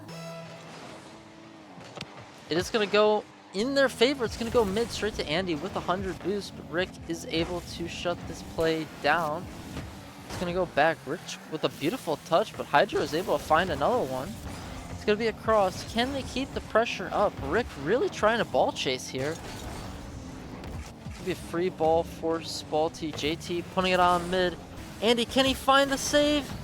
Doesn't need to. It's off target. Can Rick find another touch? Spalty is going to pass it back to his teammates. It's going to be a pop up. Andy with a beautiful bump, stealing that boost. That's going to be a shot on target. Can Rick reach it? Yes, he can. Even on 0 boost, he's able to find the save and deny St. Paul's second goal of the series. Spalty with the reset. Can he find it past Landon? Yes, he can. Hydra with a very good 50 past JT, but isn't able to find another pass mid for his teammates. Andy still keeping the pressure up. Let's see, Rick is going to find a flick past Hydra, past Andy. Free ball for Spalty. He's going to go back mid. Can he find the shot? Andy with the shot and the demo. It's slightly off target. It hits crossbar and does not bounce in. Hydra with a very odd touch past Spalty. Andy able to find the save. Spalty with a beautiful second touch off of the save. Can Hydra find the shot? Yes, he can, but JT is able to get the save there. Once more, it's going to be a shot on target. Spalty almost caught there. Too far up, but able to get the save. Beautiful pass to Hydra. Hydra with the double tap, back mid. Can Andy follow? Not quite. He's slightly too far. Spalty with the one touch. Rick with the deny. Hydra does beam it back over the net. That is another open net miss here out of St. Paul. They get the pinch back up mid, still trying to keep the pressure up. Andy with the one touch, leaves it for Spalty.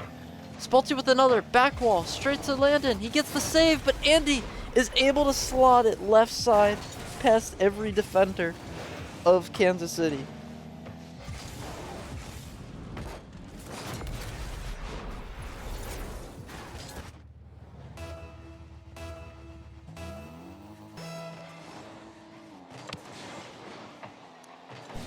See, Andy gets the one touch up mid. Landon trying to follow. Back to JT. That's going to be up mid. Can Rick get a reset? Isn't able to find a pop on it, though. Andy in a perfect 1v1. Straight to Hydro. Can they find their second goal of this game? He's going to bomb it up back wall for Spalty. Spalty with the 50, but Rick is able to find the save.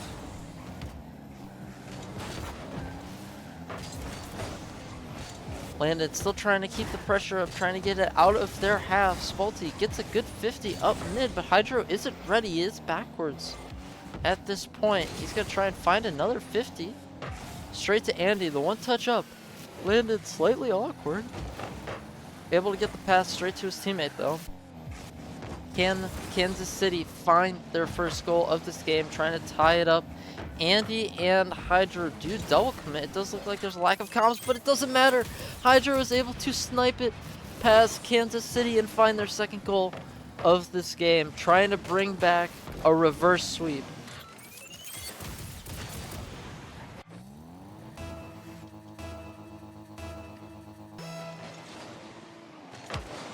See, JT gets a very good 50. Landon with the demo.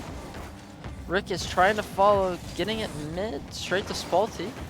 Good 50. Can he keep the pressure up? Andy's going to take over instead. Gets a 50 mid. Can Hydro follow? Yes, he can. That's past Landon, but Rick is able to find the save. Spalty with the pop up, trying to make everyone awkward. Tries to chase the bump, try to help his teammate out, getting the force. It's going to be another double commit by Hydro and Andy. That is not good for their team chemistry. Hydro and Spalty are both also pushing upfield at the same time in the same exact line of play. I mean, it just doesn't look like the chem is there at all. I mean, there's double commits everywhere. Andy trying to find it mid, can't find the bump on Rick. Hydra can't find it. Rick with another touch. Andy is able to find the clear. It's going to bounce down to him. Looks like Hydra's trying to find the bumps. He gets one. Andy with the pop-up mid. It's going to go back to Hydra. Can they control it for the last minute of this game? Rick isn't able to find another touch here. Spalty trying to just slow it down. Another 40 seconds left. JT trying to put the pressure back on. Can they find it? Spalty still looking for those demos on his rotations out. Landed with the shot top corner, and Spalty isn't able to find the save. Absolutely perfect placement by Landon.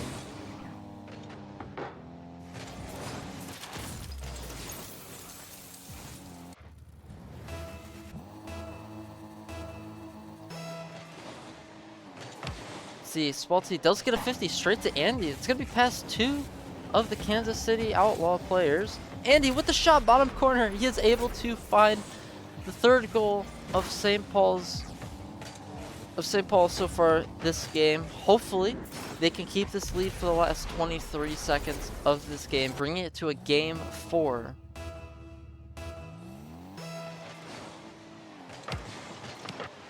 See, Hydro. He's absolutely ginormous getting those wins on those 50s. Rick, can he find a pinch? No, he's going to play it slow instead, even though they have to rush it here. Gets the pass mid straight to Landon. It's going to be to JT. Very good demo here. That's going to be a shot on target. 5 seconds left. Anything's possible. Can they find a 0-second goal in this game?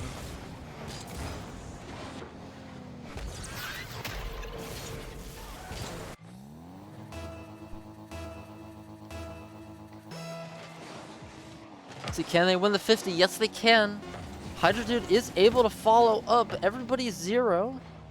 Mainly Landon. Rick with a good 50. Spalty able to shut it down. And the ball is going to be down, going in favor of St. Paul. Hopefully they can get a reverse sweep here and keep their major chances alive.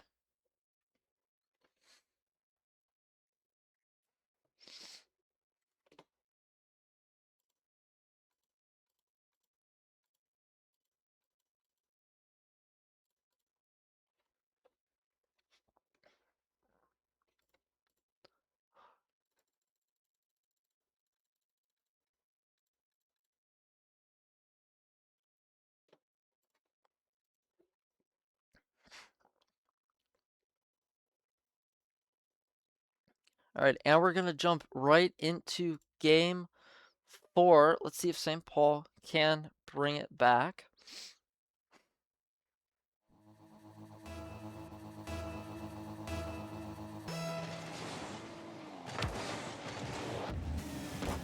Hydra Dude able to get a beautiful beat. It's going to be a free shot on target. He is able to score the open net. Able to get their lead in the first 6 seconds of this game.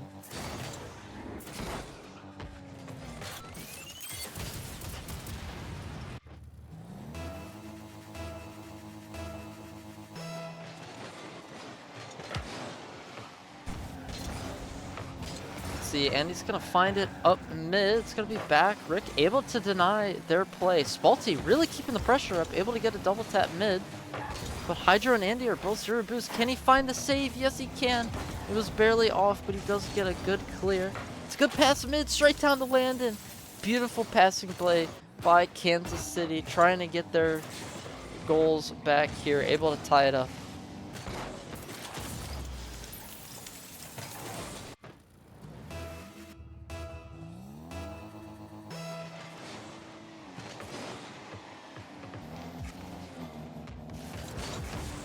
Looks like Spalty is able to get the save, but he is awkward, not able to get a good clear. Rick able to follow. And it's going to put Kansas City in the lead here. Let's see if they can keep that up just like they could in the first 2 games. Rick is able to get a good 50 here off this follow on the kickoff. JT trying to find a shot on target. Hydra Dude with a very good demo. Destroying their entire play that was in process. Straight to Hydro. Isn't able to jump off the wall. It's gonna be a pass mid. Spalty with the one-touch mid. Andy does die here. Can Rick find an element? Spalty with the pass mid, but no one on St. Paul is able to follow. Can Kansas City find another goal here to extend their lead? It's going to be in their possession. Beautiful touch by Landon. Can he get it past Spalty? Yes, he can. JT just trying to slow it down. They have their 1-goal lead. Landon with a good 50, trying to get an unbelievable shot on target. Hydro with a good pass back to the mid. He does miss, and that allows JT to find a follow and find their 3rd goal of this game.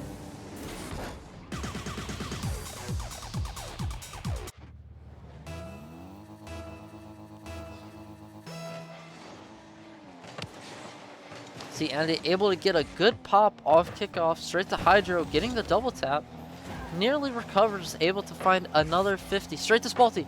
Can he slow it down? Yes, he can, but it's just a little too much. Not able to get a good shot on target. Hydro able to get a pass up to the corner. Can Landon find his control? Yes, he can. Spalty with a good shutdown here. JT is going to get the clear, putting it back in the St. Paul half. Can Hydro get a good 50? It's straight to Spalty.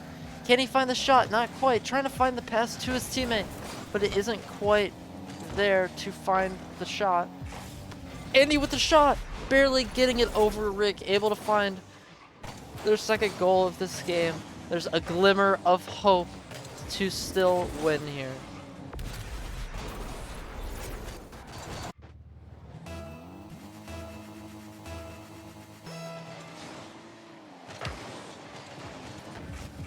See, Hydro isn't able to hit the ball and find the beat, but it's going to be a perfect ball for Andy. He fakes it past Landon. Landon's lost in the sauce. Andy, can he find it mid? No, he finds it anyways, even off the bump. Straight to Hydro, top corner.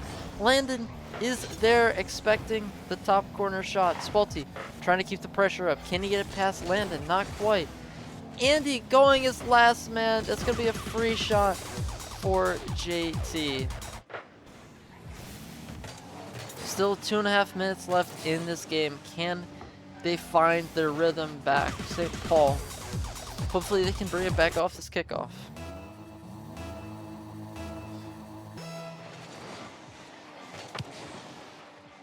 See, it's going to be a good ball to Spalty, but Andy pops it over his head. That's not good looks whatsoever, and that's a double commit. Could have been either's ball, but the communication isn't there. Hydro with a good 50 straight to Andy. Gets it mid, Spalty, top corner.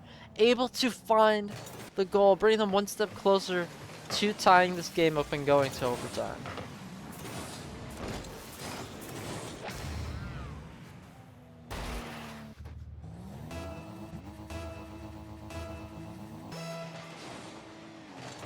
See, Hydro gets a good kickoff mid. But Andy isn't quite able to find a hard cheat. Rick still trying to get beats even on 0 boost. Spalty, can he find the 1 touch? He gets the read even though it didn't hit ceiling. Andy with the 1 touch. Can he find one mid? Spalty looking for the demos on his rotation through. Hydro, free touch. He's only 30 boost though. Pinch mid. Andy can't follow it. It was just too fast for him to find a shot top corner. JT gets a pass back to Spalty, and he gets absolutely dunked. That's a free ball for Rick. He misses the double. Spalty to his teammate, but Landon is there to shut it down. Gets another 50, gets the bump on Spalty, straight to Rick, and that's top corner. Slots it between both St. Paul defenders.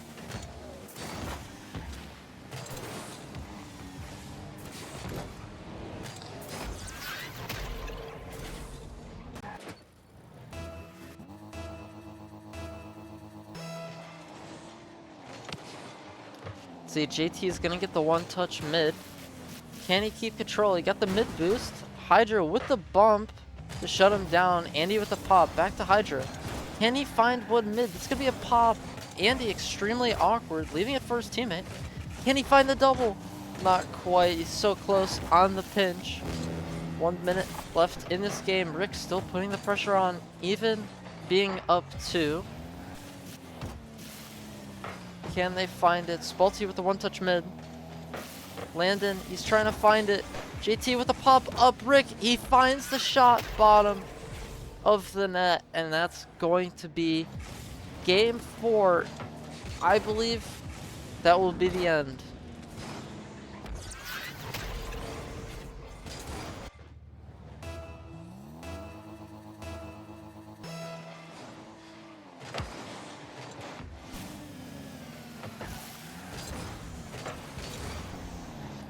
See, Rick is gonna able to find another one. Andy, not quite sure what his plan was there. Hydro trying to pop it up straight to Andy on 0 boost. He gets the pop. Can they find just one more goal for this game? Spalty isn't able to get the ball. Just trying to play a little too fast there. Same with Andy. He gets an awkward pop back mid to Hydro. See, can Spalty follow? No reset. He's just floating in the air. Andy can't follow. It's gonna be another shot on target. Spalty with the clear. That's gonna be up. Can Andy find it? Not quite, but it's gonna be off target anyways. And that's gonna be game 4 going in favor of the Kansas City Outlaws. I mean, it didn't look too good for St. Paul. I mean, that's gonna be their major 2. That's gonna be wraps for them. Hopefully Kansas City can bring it back. They are down 1-2. They still need to win 2 more series. We still have 2 series tonight to go. We can take a look at the bracket. Let me pull it up real quick, just so we can see where the teams are at. Here we go. Pulling back up. So it looks like Rhythm and Minneapolis Miracles are going to qualify for the playoffs 3-0. Looks like Duluth was able to take a 3-0 victory against Brainerd Victory. I mean, looking at standings at least, where does that put St. Paul? It does look like that's going to be St. Paul's run. They will not be attending LAN this year. I know that's heartbreak for Spalty at least. I know he really wanted to compete, especially going back to his win from last season. That is sad to see. Kansas City Outlaws, they are 4th. They're pretty much secured. Actually, now that I say that, it's only 11-point difference. That's all it is. But yeah, that's where we're gonna call it. Stay tuned for another series. We'll try and get that going as soon as we can. I know some of these games, they take a little bit, but stay tuned.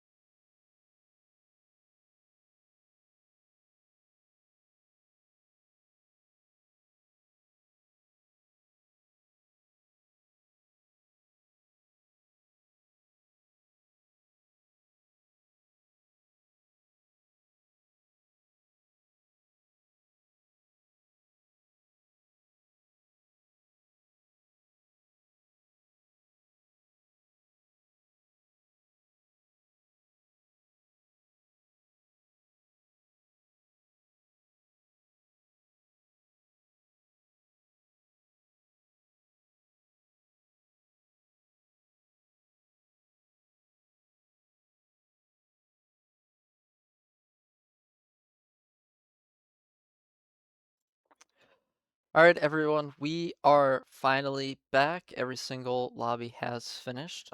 We are going to jump right into this, I believe. Yeah, it looks like everybody is there. Yeah, we're just gonna jump right into this, try to get these lobbies done as quick as they can, especially since these people do want to go to sleep and not play all night long. We will be watching Brainerd Victory against Fargo. Both these teams are 1 and 2, so once again, one of these teams will be leaving us. Predictions. I mean, Brainerd has Mythic. That's who I'm putting that entire team in, at least. I think they could take it. I think it could go in 4, maybe in 5. I don't know. I think we'll get a little longer game. No 3-0 like we've had a lot earlier on. But we are going to jump right into this. Let me see if I can actually get cams this time.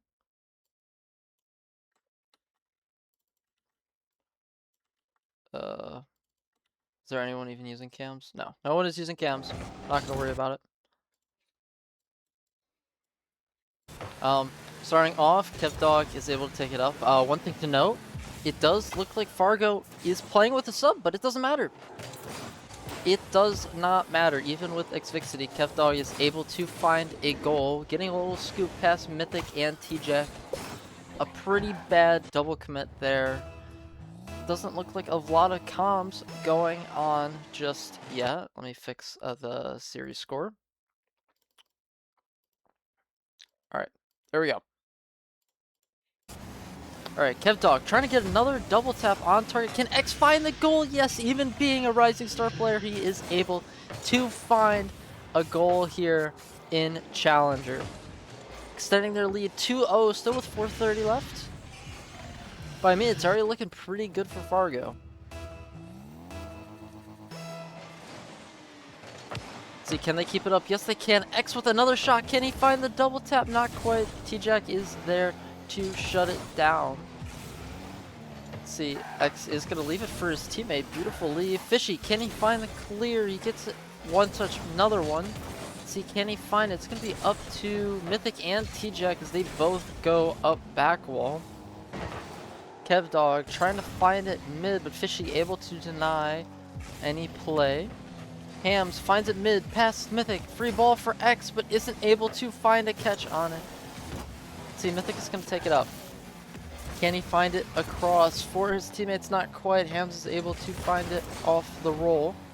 Free ball for Mythic, straight to Fishy. Can he find the shot? No, he's leaving it.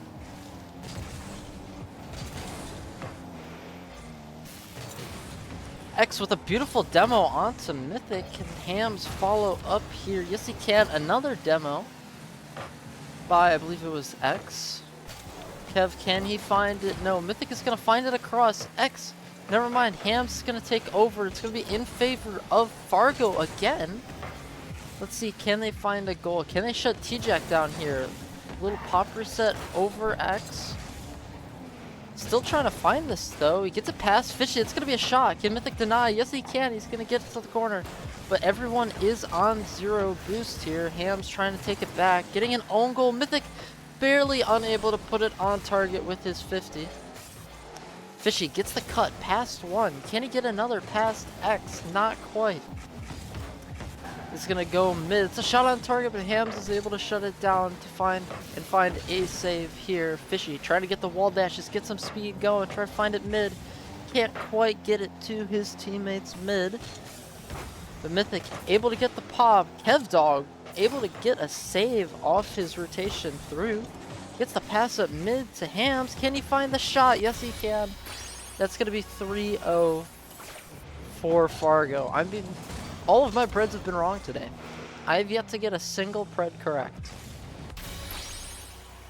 I mean, this is not looking good at all.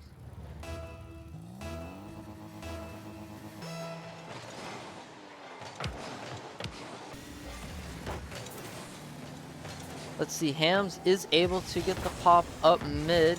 Gets another touch past Fishy. It's gonna be a free ball for X. Can he find a double tap here? No one's jumping. Mythic with the whiff. It's gonna go to Hams. Fishy is able to get the clear and pop it over. T-Jack with the 50 all the way across. X gets a good beat.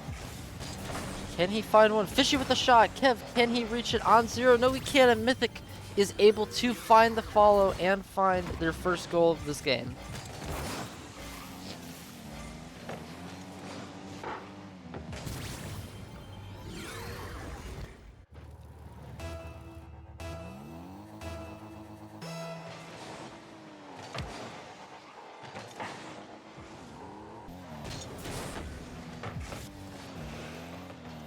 Looks like it's going to be another opportunity for Fargo. They can't quite find the shot. X with a good 50 up mid. Mythic's kind of panicking. There was no one there to even put a shot on, yet he still jumped.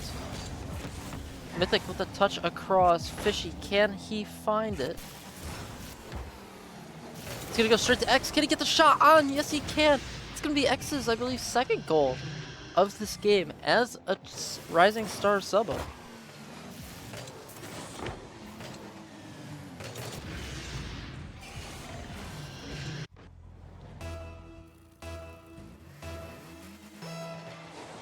Let's see, can Brainerd find a good kickoff here? It's going to go in favor of Mythic, but it's going to be an intense pop. Still able to follow. It's going to be a free ball for Fishy. He gets the beat, but it's a poor 50. See, can Fargo find it? Like, Hams is going to get the one-touch 50 here. Can T-Jack find it? Yes, he can. It's going to go mid. Mythic, can he follow? Not quite. KevDog is able to shut it down. Hams has a shot. It's off target. Can he find the double tap off the whiff? Everyone's whiffing. KevDog with a free shot. And that's going to be in the net. I mean, there's just whiffs all around on defense here.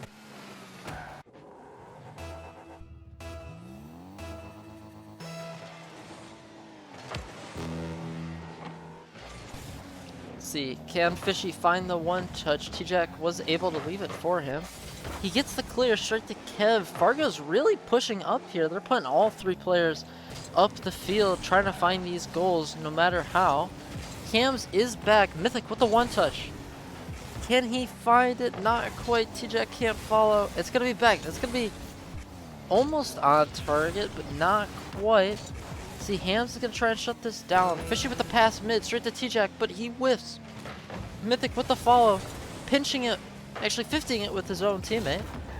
T-Jack with the pass mid, straight to Fishy, but he's 0, not able to get a good pop over the two Fargo defenders. X putting on a sidewall read. He isn't able to put it top corner. T-Jack is able to get a clear. Hams with a whiff, straight to X. Can he follow? No, he can't. He is going to leave the goal for Brainerd. Give them some hopes in possibly winning their next game, trying to get that momentum up. But it isn't looking good.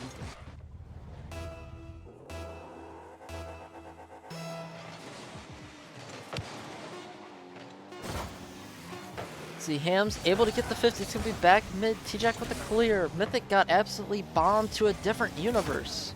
And X is going to put that down. It's going to be game 1 going in favor of Fargo. Okay, I am not connected to servers.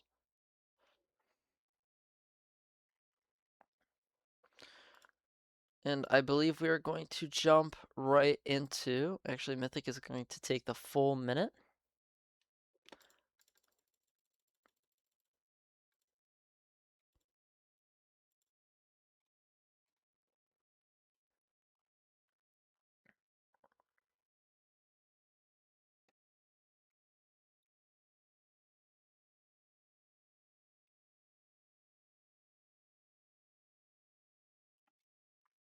Alright, we're gonna jump right on in. Oops, sorry. Ignore the replay. The clipping software is not currently working, so bear with me. Looks like Hams is able to get the pop. Fishy is able to deny him. Let's see, can Mythic find another? Kev with the pop. T-Jack trying to find it mid. Hams deny. It just looks like Boomer Ball here. Especially with Fishy's touch. It's going to go straight to T-Jack though. He's going to buy time. The pass mid, straight to Fishy, top corner. It's barely crossbar. Mythic putting the shot on, and X is able to find the save. Fargo still trying to put on the pressure.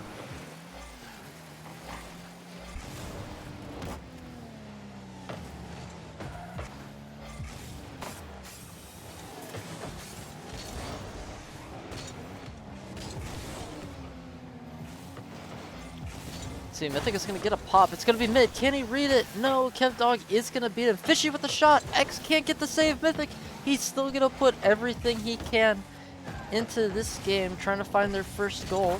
Fishy with the shot. Looks like T-Jack looking for the bump, and it looks like it worked. I mean, Fishy was able to still get the shot on bottom corner. Yeah, barely able to make the last defender of Fargo awkward, giving them their first goal and their first lead of the series.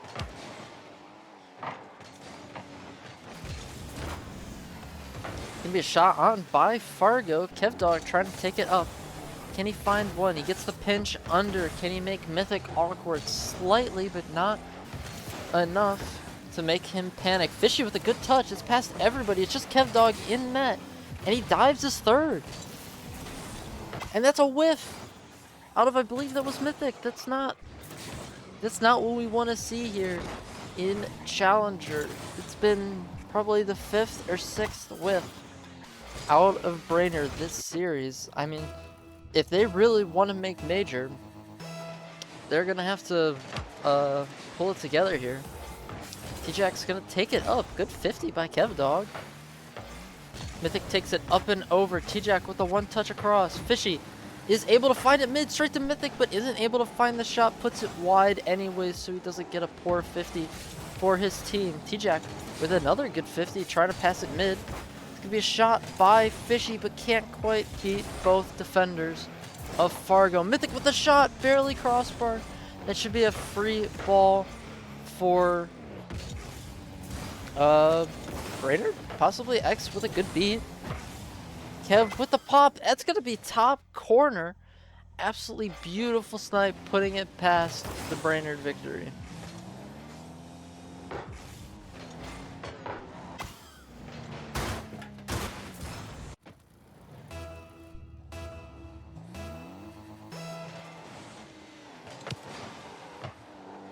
Looks like KevDog is going to get a pop up mid. No one on Brainerd wants to jump just yet. KevDog looking for the 50 or the double tap. Can't quite find it. X looking for the sidewall. Nearly gets it, but does miss by a hair. Mythic trying to pass it to Fishy, but it was slightly too far, leaving T-Jack in a 1v2 here. Able to keep control. Can he find another touch? Doesn't have his flip to get it across wide. Fishy with a good beat, straight to Mythic. Can he follow? Yes, he can. KevDog is jumping for joy here. Hams, can he find the one touch? It's going to be mid. Mythic does get a pinch with his teammate. That was very good, getting it back mid. Fishy with a good pop. Hopefully they can lock in here and find a tie. Trying to bring this into overtime. Mythic gets it past X off a poor pre-jump. KevDog gets it straight to the other team here. Can Fishy find the demo? Yes, he can, but he also finds a touch. It's going to go to Mythic anyways. Able to get a good dunk up to his teammate. T-Jack isn't able to put a shot on target. It goes wide. Is able to stay with the ball, though. KevDog gets a 50. It's going to be back mid. But everyone on Brainerd is 0 or respawning from a demo. KevDog with a very good shot on target. Barely off. T-Jack with the pass up mid. It's going to be back wall. Can Mythic read it? Yes, he can. He is able to find the touch. First time for this game. Can he get another? No, it's going to be straight to KevDog. Straight mid. But Fishy gets the clear. Mythic with another pop. Really trying to pour everything into this game. 1 minute left on the clock. Can they find a goal to tie this game up? It looks like Fargo's really starting to put the pressure on. Looking for these demos. KevDog with the shot on T-Jack, able to deny. He gets the clear up, not allowing Hams to put the shot on target. X with a decent shot on. He's gonna go straight to Hams here. Can they find the shot on target? Kev with another pass mid, but Fishy able to find it on 0 boost. It's the one big thing here. It looks like Brainerd are just getting starved every single second. They're on 0. It's gonna be a pass mid.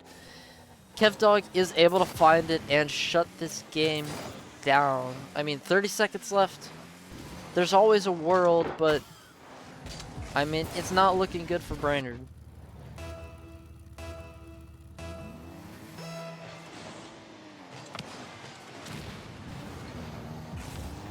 See, can Fishy find a shot on target? Yes, he can! They're gonna bring it back! Only 6 seconds used up from the kickoff. I don't even think it was that, actually. Is able to find a shot on target off the kickoff. Absolutely beautiful from both T-Jackie and Fishy.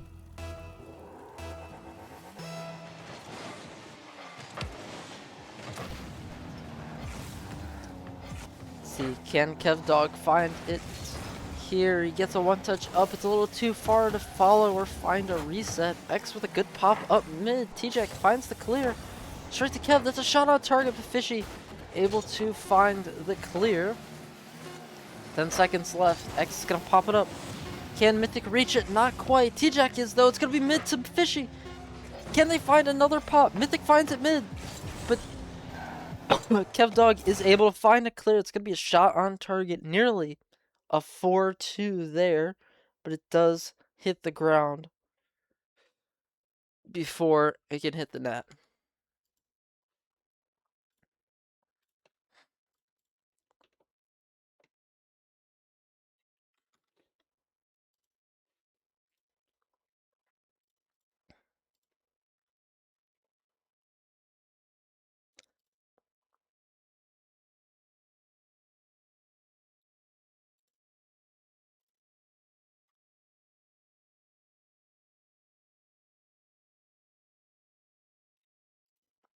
I am attempting to fix the sound. We'll get it another time. We'll get it another time. We will jump right back into this. It is 2:04 Fargo. Brainerd are going to have to pick it up a little here. Hopefully they can bring it back. Mythic trying to take the full minute, try to talk to his team here. Let's see if they can figure it out.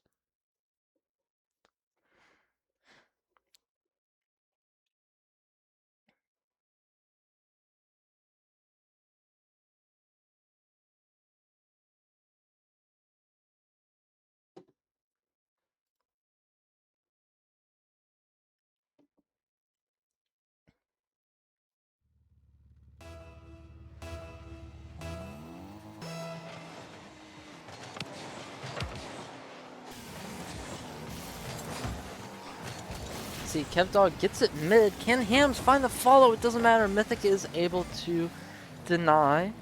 See, can Hams find another? He's going to put a shot on target. Mythic able to get it across, though. It's straight back to the other team. Probably would have been better if he went the other way.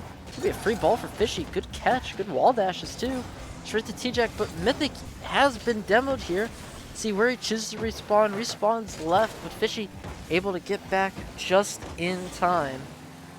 Mythic with a clear, T-Jack with a whiff. Can Fishy find another touch here? Yes, he can, but it's going to go in favor of Hams. He's going to try to slow it down, play for his teammate. But it doesn't matter. Mythic able to find some pressure for his team. Already a minute down in this game. X, can he find the double tap? He gets a good 50 with Fishy. Can T-Jack follow? No, he cannot. That is a whiff. Free ball for Hams. That's a shot on target. Mythic and Fishy are able to find a pinch to get it out of their net. Let's see. X with the pop. Hams gets another. Straight back to X, trying to find a redirect, but not quite able to reach it.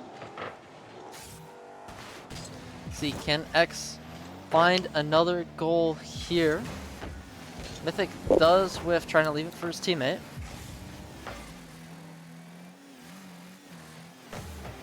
It's gonna go mid. X with the pop up. Hams. Can he find a clear? He gets the one touch straight to T-Jack. But he decides to leave it for the other team instead.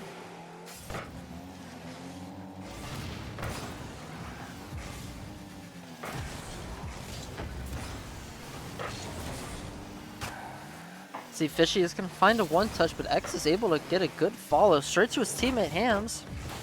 But Mythic is able, or not Mythic, T-Jack is able to deny. Fishy and T-Jack do double commit, works out anyways, able to get some pads from T-Jack with the shot. It's going to be a free ball for Kev, just trying to rush it here. It's kind of surprising out of both these teams, still trying to play extremely aggressive. See, can T-Jack find the clear? Gets a decent pinch. Let's see, can X find control? He gets the one touch across. Hams with a pop up mid. Mythic with another whiff, but Fishy is able to find control and the corner boost. Fishy, can he find it mid? He gets a good pop up to T-Jack, but he's low. He went up with only like 20-25 boost. It's going to be straight to Mythic. X with the shot. Can Fishy turn around in time? Yes, he can. He does find the save.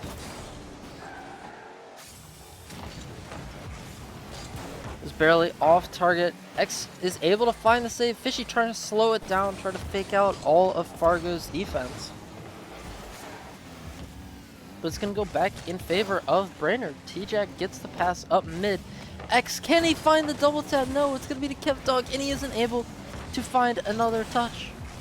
It doesn't matter because X is there, but Mythic gets a beautiful bump. T-Jack with the clear, denying any possible shot from Fargo. Fishy with the own goal, but it's slightly off target. Mythic trying to make that save, barely off.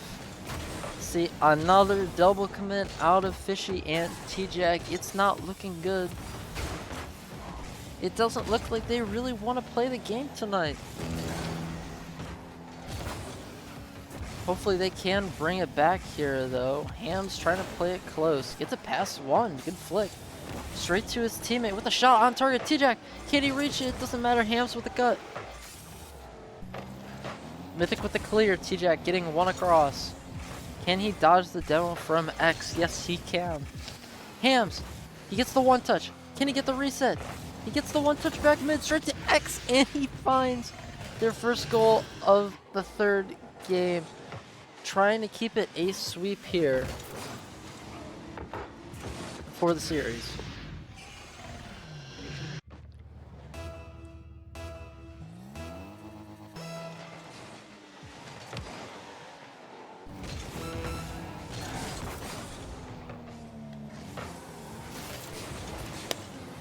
See, T-Jack does get the clear out mid. Kev Dog with a very good touch past, looks like Mythic. X with the one touch up. Fishy with the clear. It's going to be back to Mythic. Can he find the goal? No, it's a double commit, and he isn't able to find the 50 across two of the Fargo players. Fishy with a shot over. Hams with a whiff. Kev Dog with a clear. And it's going to be, it's still up. Mythic trying to play it still. He gets a reset. He gets the pop, but it's down, and they aren't able to find another goal to tie it up.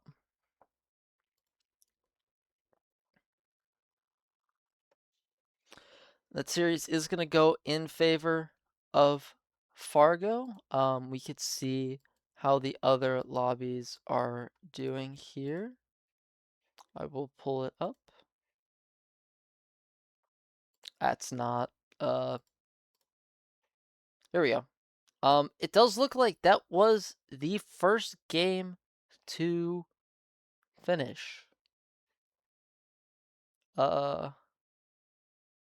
Yes, it is by a long shot. Yeah. By quite a while. Wow. All right. Well, we do have one more series that is Brainerd knocked out. Looking at the standings, they are in 12th, so that will be their season. They will not be able to attend LAN. That's 0 points actually across Major 1 and Major 2. It doesn't look like they're a major team. But yeah, I mean, I think they still tried their best there, but it did not go in their favor. But please stay tuned for this next series. We will be back as soon as possible once these games finish up.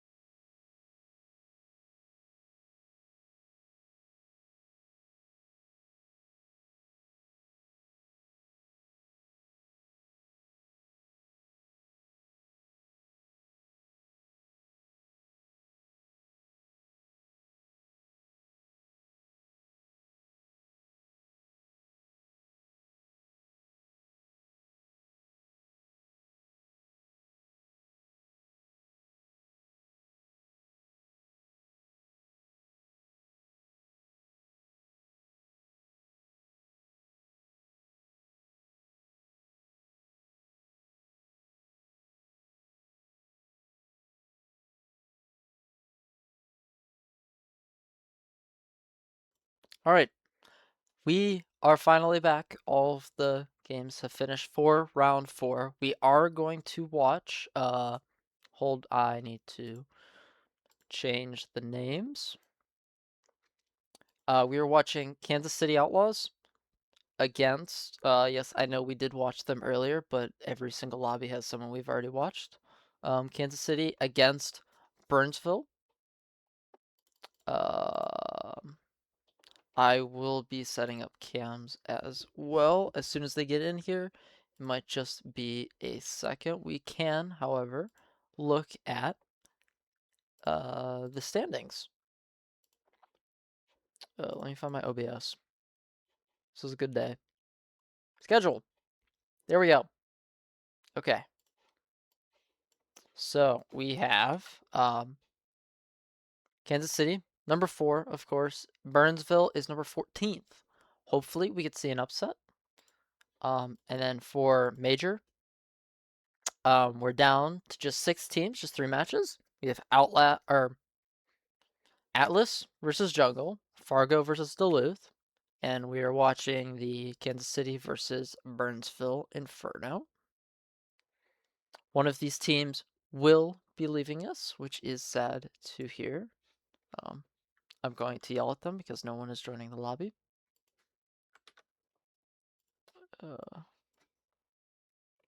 Having problems at there's a lot to do, just put it that way.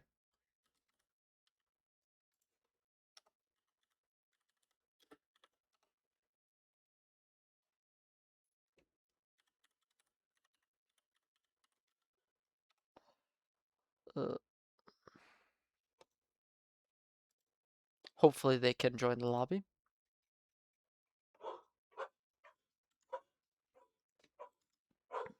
Hopefully. I'm doing the best I can. I'm not really. Yeah, we'll try and jump into this as soon as we can. But they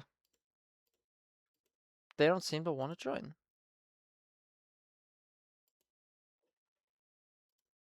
We have every cam though. Don't worry, we have every single cam.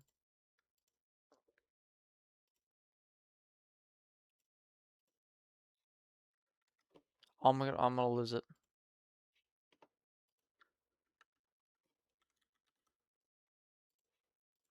Oh, never mind. We are all here.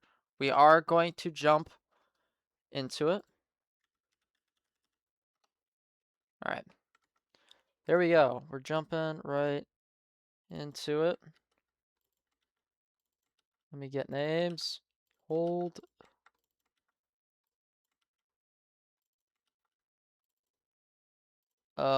It's not getting the player names. Oh, we're not going?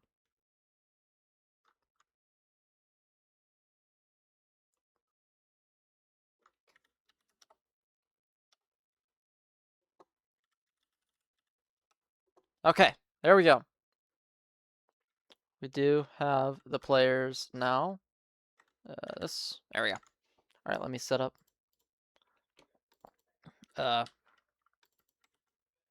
Cameras. Spots, or what's it called? Period. No volume, sorry. Trying to do as much as I can. GT able to get the clear. It's gonna go straight to Pops. Can he find one? He does fall on his teammate. It's gonna go across. Can Kai find the clear? Yes, he can. Straight to Pops. Can he find another touch? Not quite. It is going to go across the net. Can Charisma find a shot on target? Not quite. Sorry, I'm trying to multitask. There we go. Okay, I don't know what that was about. I'm very sorry. JT going up the ball. Can he find it? It looks like Kai is trying to look for a Psycho. But JT is going to leave it for his teammates. Landed with the pass straight to Rick. Still on 0 boost. Yet he's still wanting to take the ball off the wall. Landon's gonna take the ball up here. Charisma trying to find a beat. He gets past one, past two. Rick is on 0 boost. Can Pops find another one mid? Not quite. Kai is going to pop it up here. No reset. Charisma isn't able to find the save. Can that be a shot on target? Yes, it can. Landon is going to find their first goal. Hold it, put this on full screen. There we go. Alright, now we're good.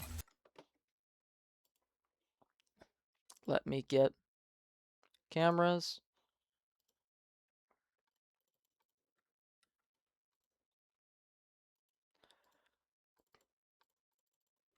Well, while I was looking away, Rick has scored again.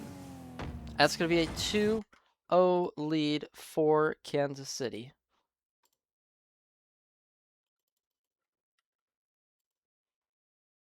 Sorry, everyone has their cam on. I'm doing my best. Sorry about the volume. I'll have it on in just a second. We almost have every cam. Just Charisma. Okay, we have all the player cams. I'm very sorry. And as that was happening, Charisma has scored. Beautiful pass out from Pops. Perfect snipe, actually, top right. Let's see, can Burnsville find it back here? It doesn't look like it. Pops with a good 50, but Landon is able to follow it, extending their lead, getting their lead by 2 once again.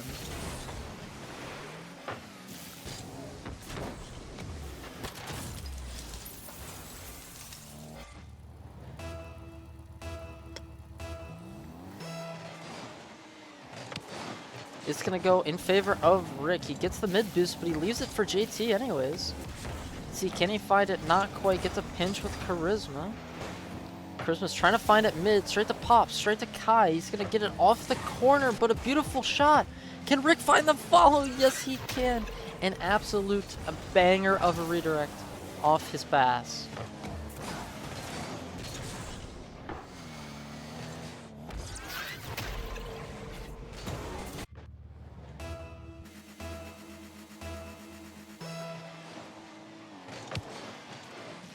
Pops doesn't quite win the 50. It's going to go in favor of Rick here, but Charisma able to follow it up. He gets the pop around.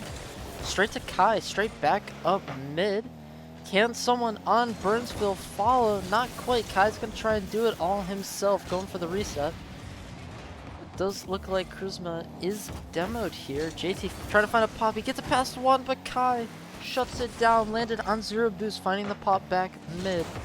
Charisma trying to find a clear here, but goes straight to JT. The musty on 0 boost. A whiff from Rick. This is not looking good. This is not looking how they were earlier. That's a double commit. Leaving JT alone. Can he find the save? Yes, he can. With the 1v2. Clearing it out. Landon, can he find the one touch over? Charisma's going to find the one clear. Try to buy some time. But Rick is pre-jumping and isn't able to find the ball. Charisma going for the bump. That's a free ball for Pops. And they're able to find their second goal of this first game.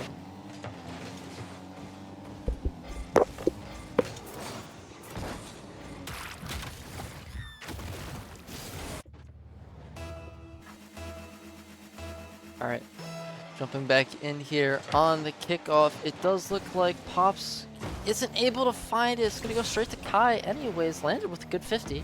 Leaving Pops alone as third man on 0. Isn't able to save the shot. I mean, there's pretty much nothing you could do there except for dive, and that's risky in itself. Just nothing you can do. JT, beautiful 50, extending their lead once more.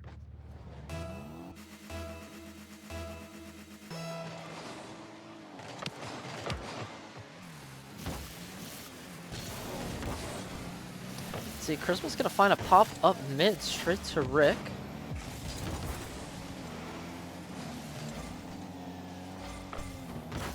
Can Kai find one? No, he can't. JT's going to get a clear. It's going to be a shot on target, but it isn't quite enough. And it looks like Charisma is able to get a quick pop over both of the Kansas City defenders here. Trying to keep it closer. Only 2 goal deficit for Burnsville.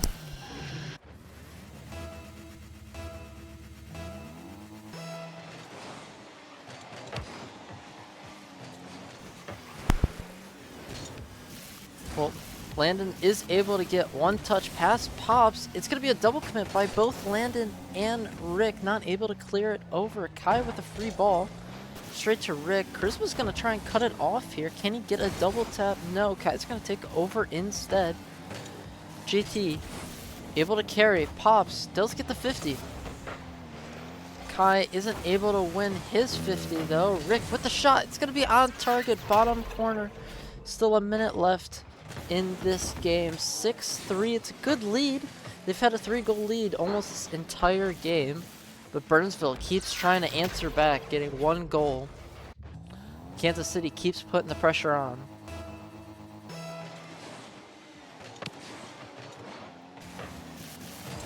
Rick is going to get the 1 touch over.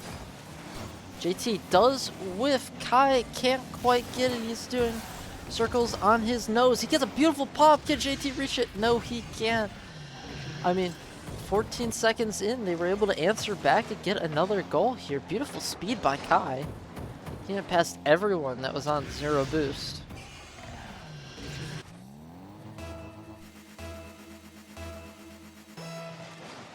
See, can they answer back here? Rick with a good shot. Isn't quite on target. He's trying to force the shot on, but it isn't enough. Landon's going to take it back, try to play some time here.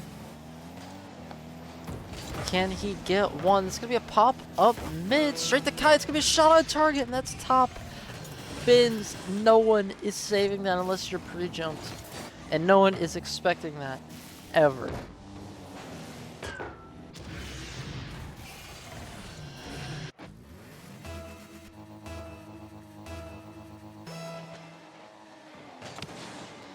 See, JT with a good 50. It's going to go back mid in his favor, but Kai and Charisma are going to shut it down together. It's going to be an open net. Can he find the goal? Not quite. He's getting the bumps, but it's not enough for his team.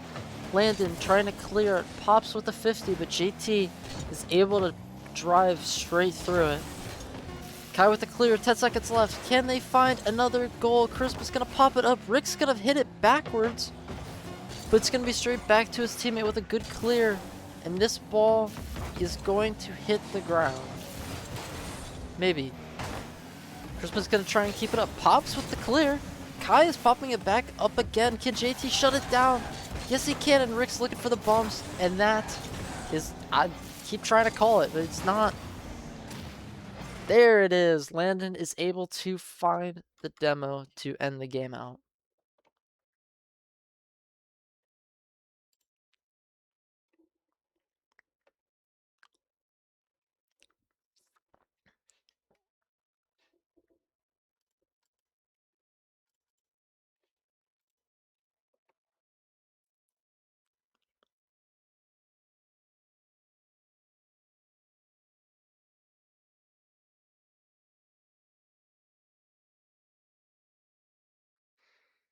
All right, jumping right back on into it. These players are extremely eager to keep going.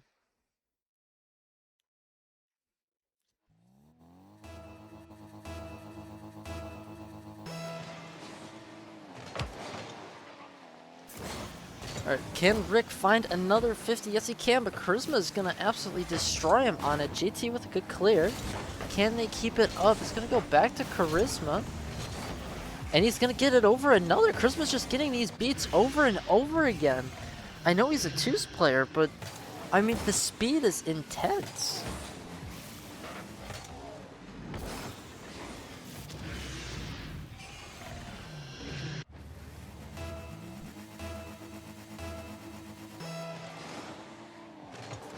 Let's see, can they find another goal? It's going to go in favor of Kai here, trying to get it up the field. But Landon with the clear straight to Charisma. Pops is going to have the follow. Can he get the reset? Not quite. Charisma is able to follow it up, though. GT trying to take it up. He's going to get the one touch. Can he find it? No, Charisma's there to shut him down.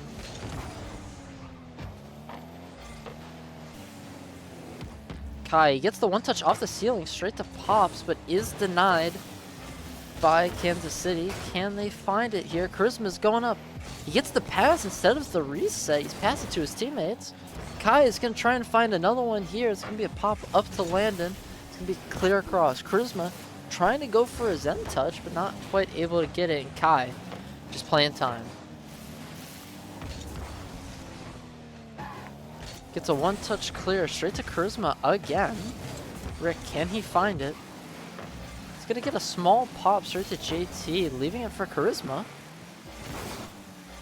Rick is gonna have a follow. JT back mid. Rick with the follow. Not quite. Landon's getting demo chased by Charisma. This should be a free goal, but they aren't quite able to capitalize on it. It just looked like they were all trying to have a part in that goal, and it just made everyone awkward. Pops with a good clear though, straight to Kai. They're really putting in the teamwork here. He's gonna go back out mid. Charisma trying to play a third man. Can he get it? He gets the 50 and pinch with Pops, but isn't able to get another.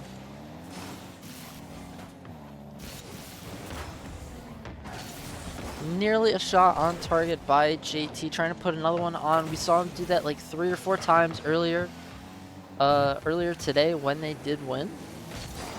It's like Landon's gonna get the 50 out mid, straight to Charisma, able to get a good clear to Pops, but whiffs and a pass back. That's gonna be a demo from Rick. Can they find it up? Not quite. Pops able to shut it down as the effective last man here. Good clear by JT. Pops, can he reach it? Not yet. Landon trying to find some more pressure. Gets a pinch straight to Rick, but it's cut off. Can Burnsville find another goal here to secure this win?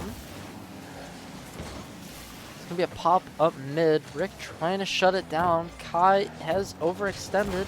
It's a free ball for Pops. Can he find it? Rick trying to really put the pressure on here, putting it upfield instead of just going for a catch. Goes for the wizard foot, but not able to reach it. See, Charisma's gonna take a one touch, does miss, but it's a good lead for Pops anyways. Still trying to find it mid. What a bomb up the field. See, Rick is gonna find one. Kai gets one mid. JT still jumping for joy here. Gets it back mid. It's gonna be a shot target. Can JT finish it? No, Kai is there just in a nick of time. But Rick is up. He gets the reset. He gets the flip. It's gonna be mid, and JT is finally able to follow the ball, tying this game up.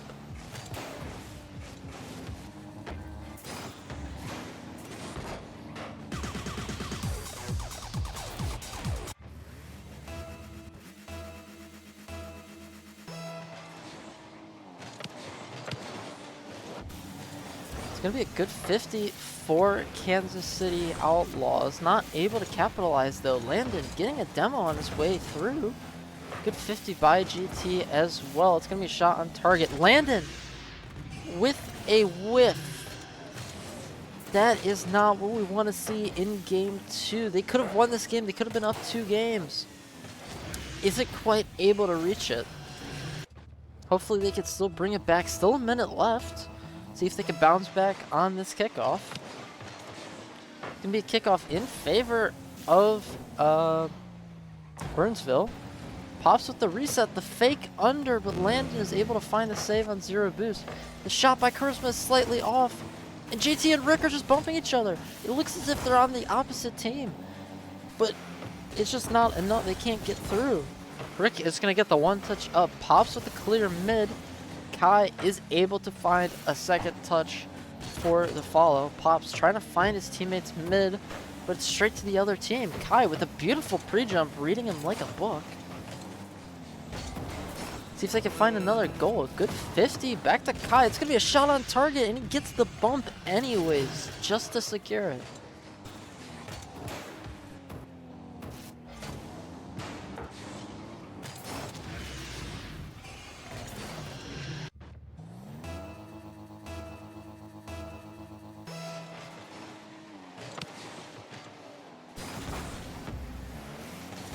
It's gonna be a shot on target. I look away for just a second, and Pops is able to put it on. Just extend their lead one more time. He wins the kickoff, wins another 50, and that's just straight in the net. That's gonna be this game 2, going in favor of Burnsville.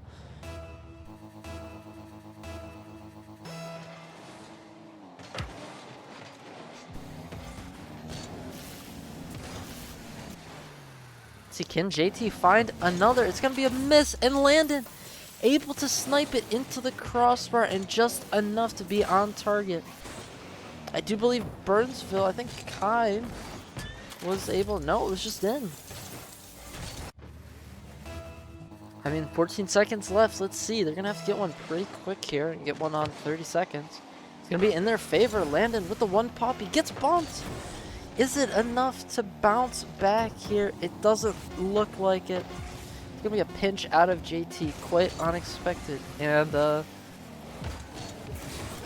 hopefully the ball is down this time. Yes, it is. I don't have to sit here second guessing myself for 10 straight minutes.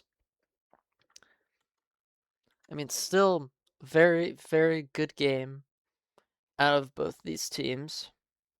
I mean, the teamwork's there. I mean, you could see Burnsville. They're trying to put these passes through. Some of them are getting there, but not every single one. Game 3.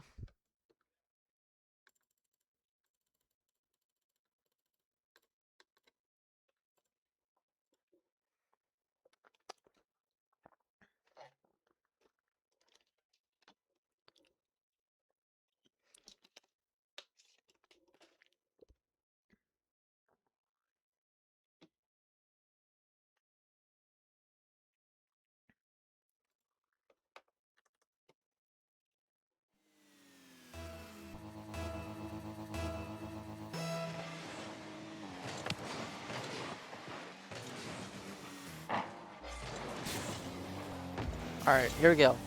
5 seconds in, I'm just starting to pay attention. Pops with a shot on. It's going to be back wall Kai. It doesn't matter. Rick is able to cut it off. Pops with another pass mid. Straight to JT with the pop up to Rick, but Kai is able to shut it down. See, can he keep it up? He gets a good 50, but it's straight to Landon. It's going to be in favor of Kansas City. Can they follow up here? He's going to get the one touch across. GT still following through. Gets a good cut straight to Rick, but he's on 0.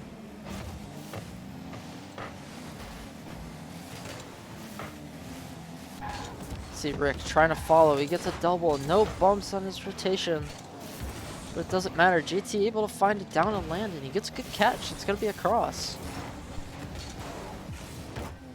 Rick gets the one pop.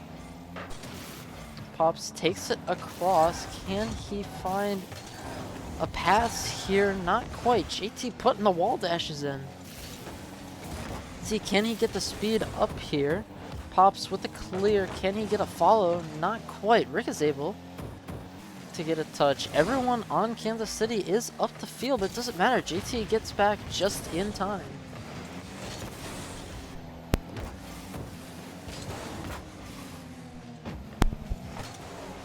See, Kai is going to try and play a little patient, a little too fast, too heavy of a touch. Charisma trying to find it mid, not quite.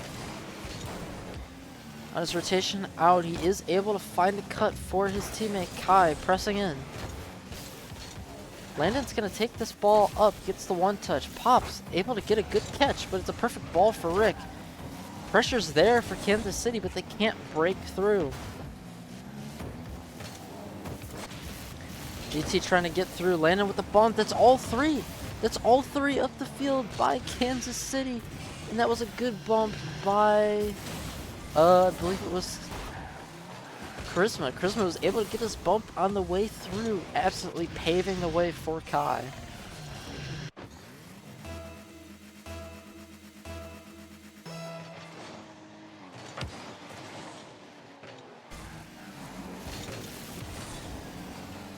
Landon gets the one pop up, but Kai is able to take over here. Someone bumped somebody on Burnsville.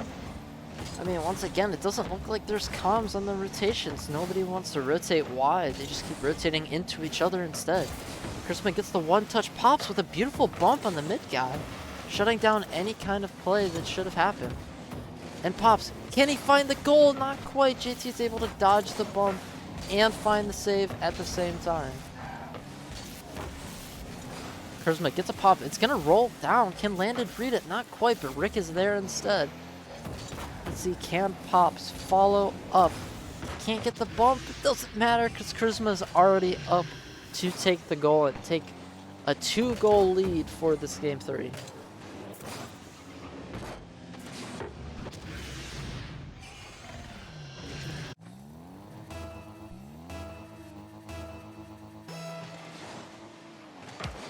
See, Kai's gonna get the one touch up. JT trying to take it across. Pops with a good pop.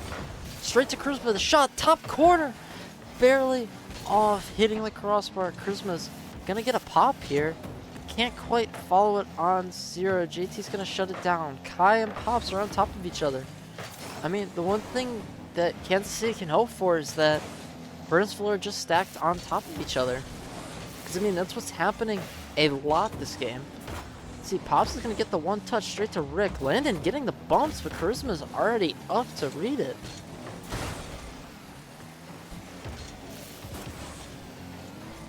See, Landon with a good 50 straight to JT. Might be able to find a goal here. Rick up to JT. The pass down. Can they find it? No, they can't. Pops just in time to find the save into the crossbar and bar out. Charisma's on 0 though. I'm not sure if Kansas City realizes that. They're a little hesitant to chow. Should be a free ball for Kai as it is. He's gonna get another 50. Rick with a good pop. Straight to Pops. Kai, the pass to Charisma. 50 all the way back to Kai. Looks like a little bit of panic. They could have played some time there. Instead they're trying to rush these plays, even being up 2-0. Kai trying to find the clear out wide, trying to get a little cross map action. It's a good demo there. Good save by Kai, and Pops also able to follow just to deny any other follow from Kansas City. See, JT is able to dodge the bump, find a little clear, but Charisma gets their corner boost and is still there to follow. Landon also on 0 boost. Everybody on Kansas City is on 0 boost. Burnsville really needs to be aware of this so that they can actually find these free goals. They just get one single beat and it's free.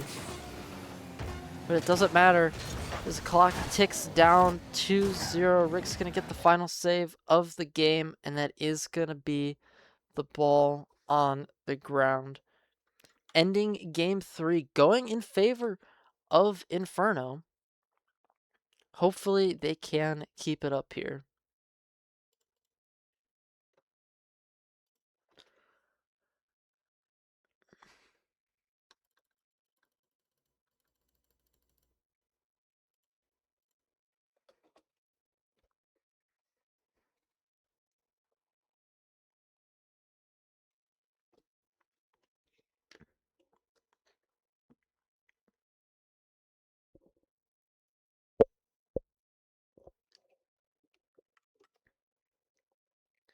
All right, jumping right on into it.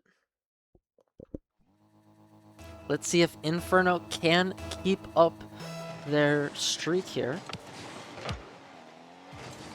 GT is going to get a good clear here. Charisma with the pop across, straight to Pops once again. He got the corner boost, I didn't even realize. It's going to be a shot for Charisma. JT able to get it just barely off the sidewall. He can Kai 1v2 here, buys enough time for his teammates to get back and defend. It's gonna be a pass straight to Kai, straight to Pops. Can they find another passing play? It doesn't look like it. Pops can't quite follow for a reset. He gets shut down by Rick. Now it's time for Kansas City to put on the offense. Rick with a one touch, but Pops is there for the follow. Charisma still trying to play for his teammates here. Let's see. JT's going to slow this down. He's got Landon on his right. Can't quite get the flick, but it's to Pops. Can Rick reach it? Yes, he can, but Pops gets quite the pinch off the sidewall. Not expected at all by his teammates. Kai gets the one touch across. Can he follow once again? He's on 0, still trying to get the wall dashes on. Can't quite get all the speed for the beat past Kansas City and a pass back mid. It's like Pops is the only one with boost for Inferno. Should be a shot for JT, but Kai is there. He's able to pick up some pads.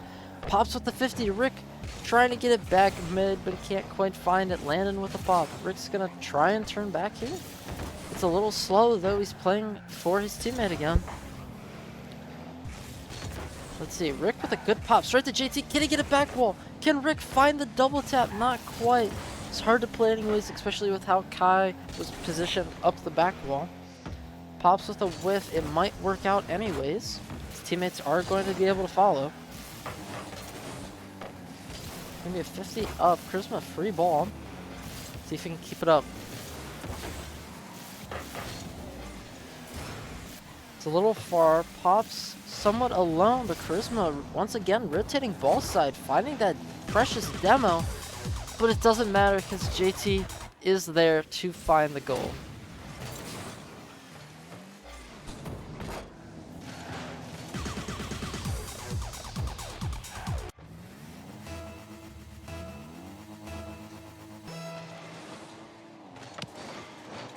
See, can Charisma find the pop? Yes, he can. Landon's going to take it up. Charisma trying to get it across. Kai, can he reach it? Not quite. Rick's going to have a shot on target, and it's barely crossbar out. Landon can't quite read the bounce. I do not blame him whatsoever. JT, can he find one? He gets the clear. Doesn't want to go for the reset, though. Gets another pass up mid. His teammates aren't quite ready for it, though.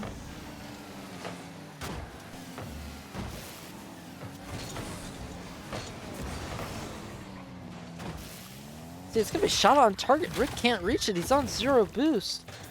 I think everybody thought Kai was gonna put another touch on target here, but he couldn't reach it.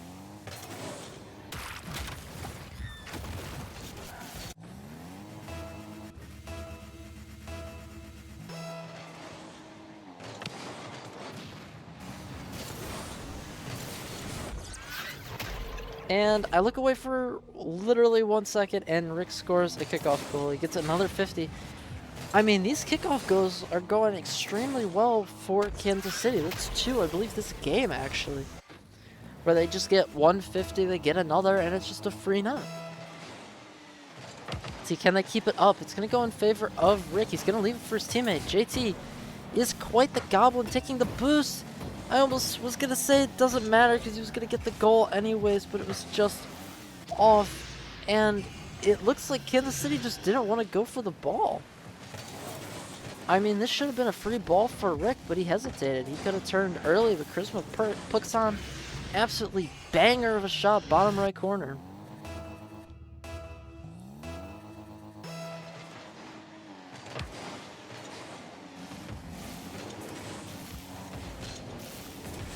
See, Kai's gonna get the 1. Landon finds the save. Pops trying to put it up mid. Charisma is 0. He doesn't look like he's taking a bad line, but he gets the corner anyways. He gets the pop.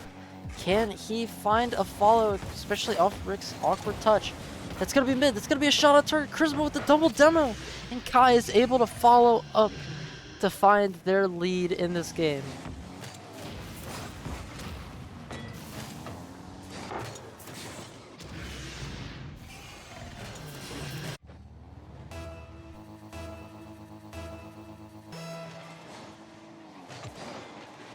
See, Kai gets a good 50. It's back mid for Charisma, but he is beat out by Landon.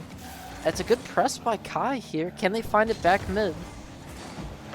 Pops finds the 1 across. Kai, can he follow on 0? He's just trying to keep his presence up, get the pressure on. That's a shot on target. That's an absolute banger of a shot, putting that on it like Mach 10.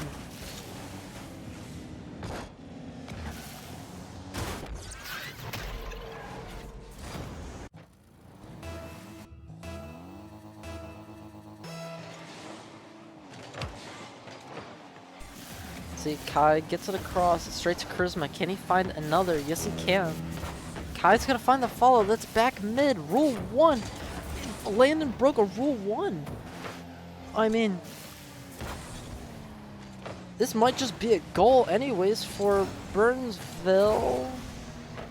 Not quite. Kai, can he get the beat as the last man? That was extremely risky, pressing up so far up the field. Pops with a good 50.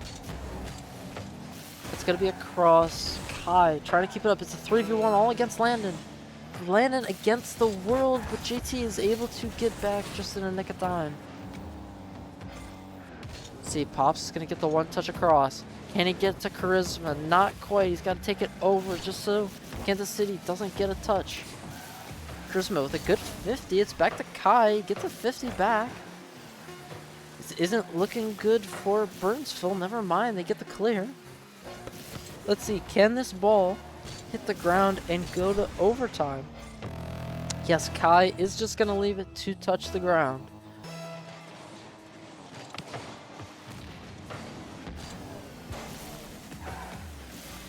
Charisma able to get the pop straight to Kai. It's going to be a shot on target. Rick able to find the save. Pops getting a banger on target. Kai, can he reach it? I know he's 0, but he does. He gets the 50 up. Charisma is getting absolutely chased by Landon, looking for those demos. Pops gets the clear over. Going to be back in favor of Burnsville. Can they keep it close? Kai's still on the ball. It's straight to his teammate, but Rick able to beat.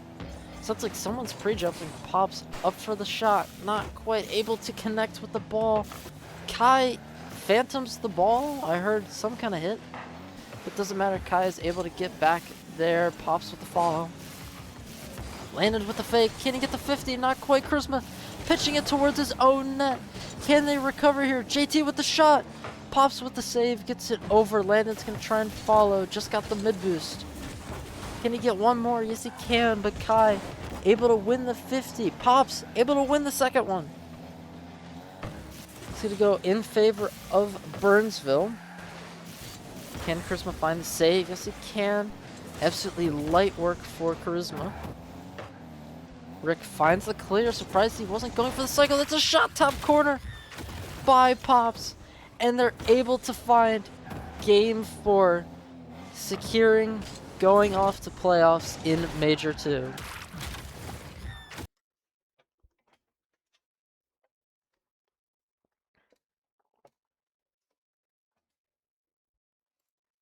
I mean, it was a 3-1, but still spectacular. Oh, caster is gone. There we go. I mean, still very good series by everyone. And that will conclude the Swiss stage of Major. We can take a look at the schedule, see if any other games have finished up. It does look like, oh, I'm in the wrong tab. It does look like Duluth was able to take a 3-1 victory against Fargo. That's securing their spot into playoffs for this major, and we're just waiting on Atlas and Jungle. Yeah, it doesn't look like that game has gone through yet, but it should shortly. Actually, I think it's coming through now. Let's see who we will be seeing in playoffs.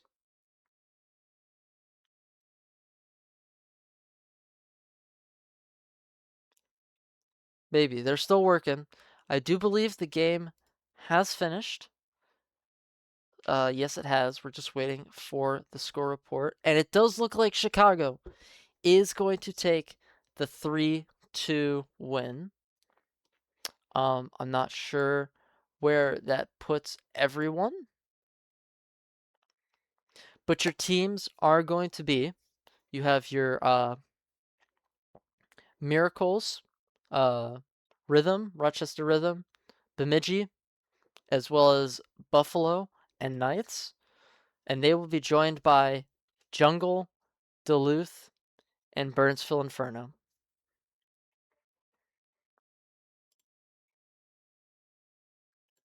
That is where we are going to call it for today. Thank you, everyone, for tuning in. Stay tuned for tomorrow for Prem Major 2. It's not a Swiss stage. I believe it's the same thing as Major 1.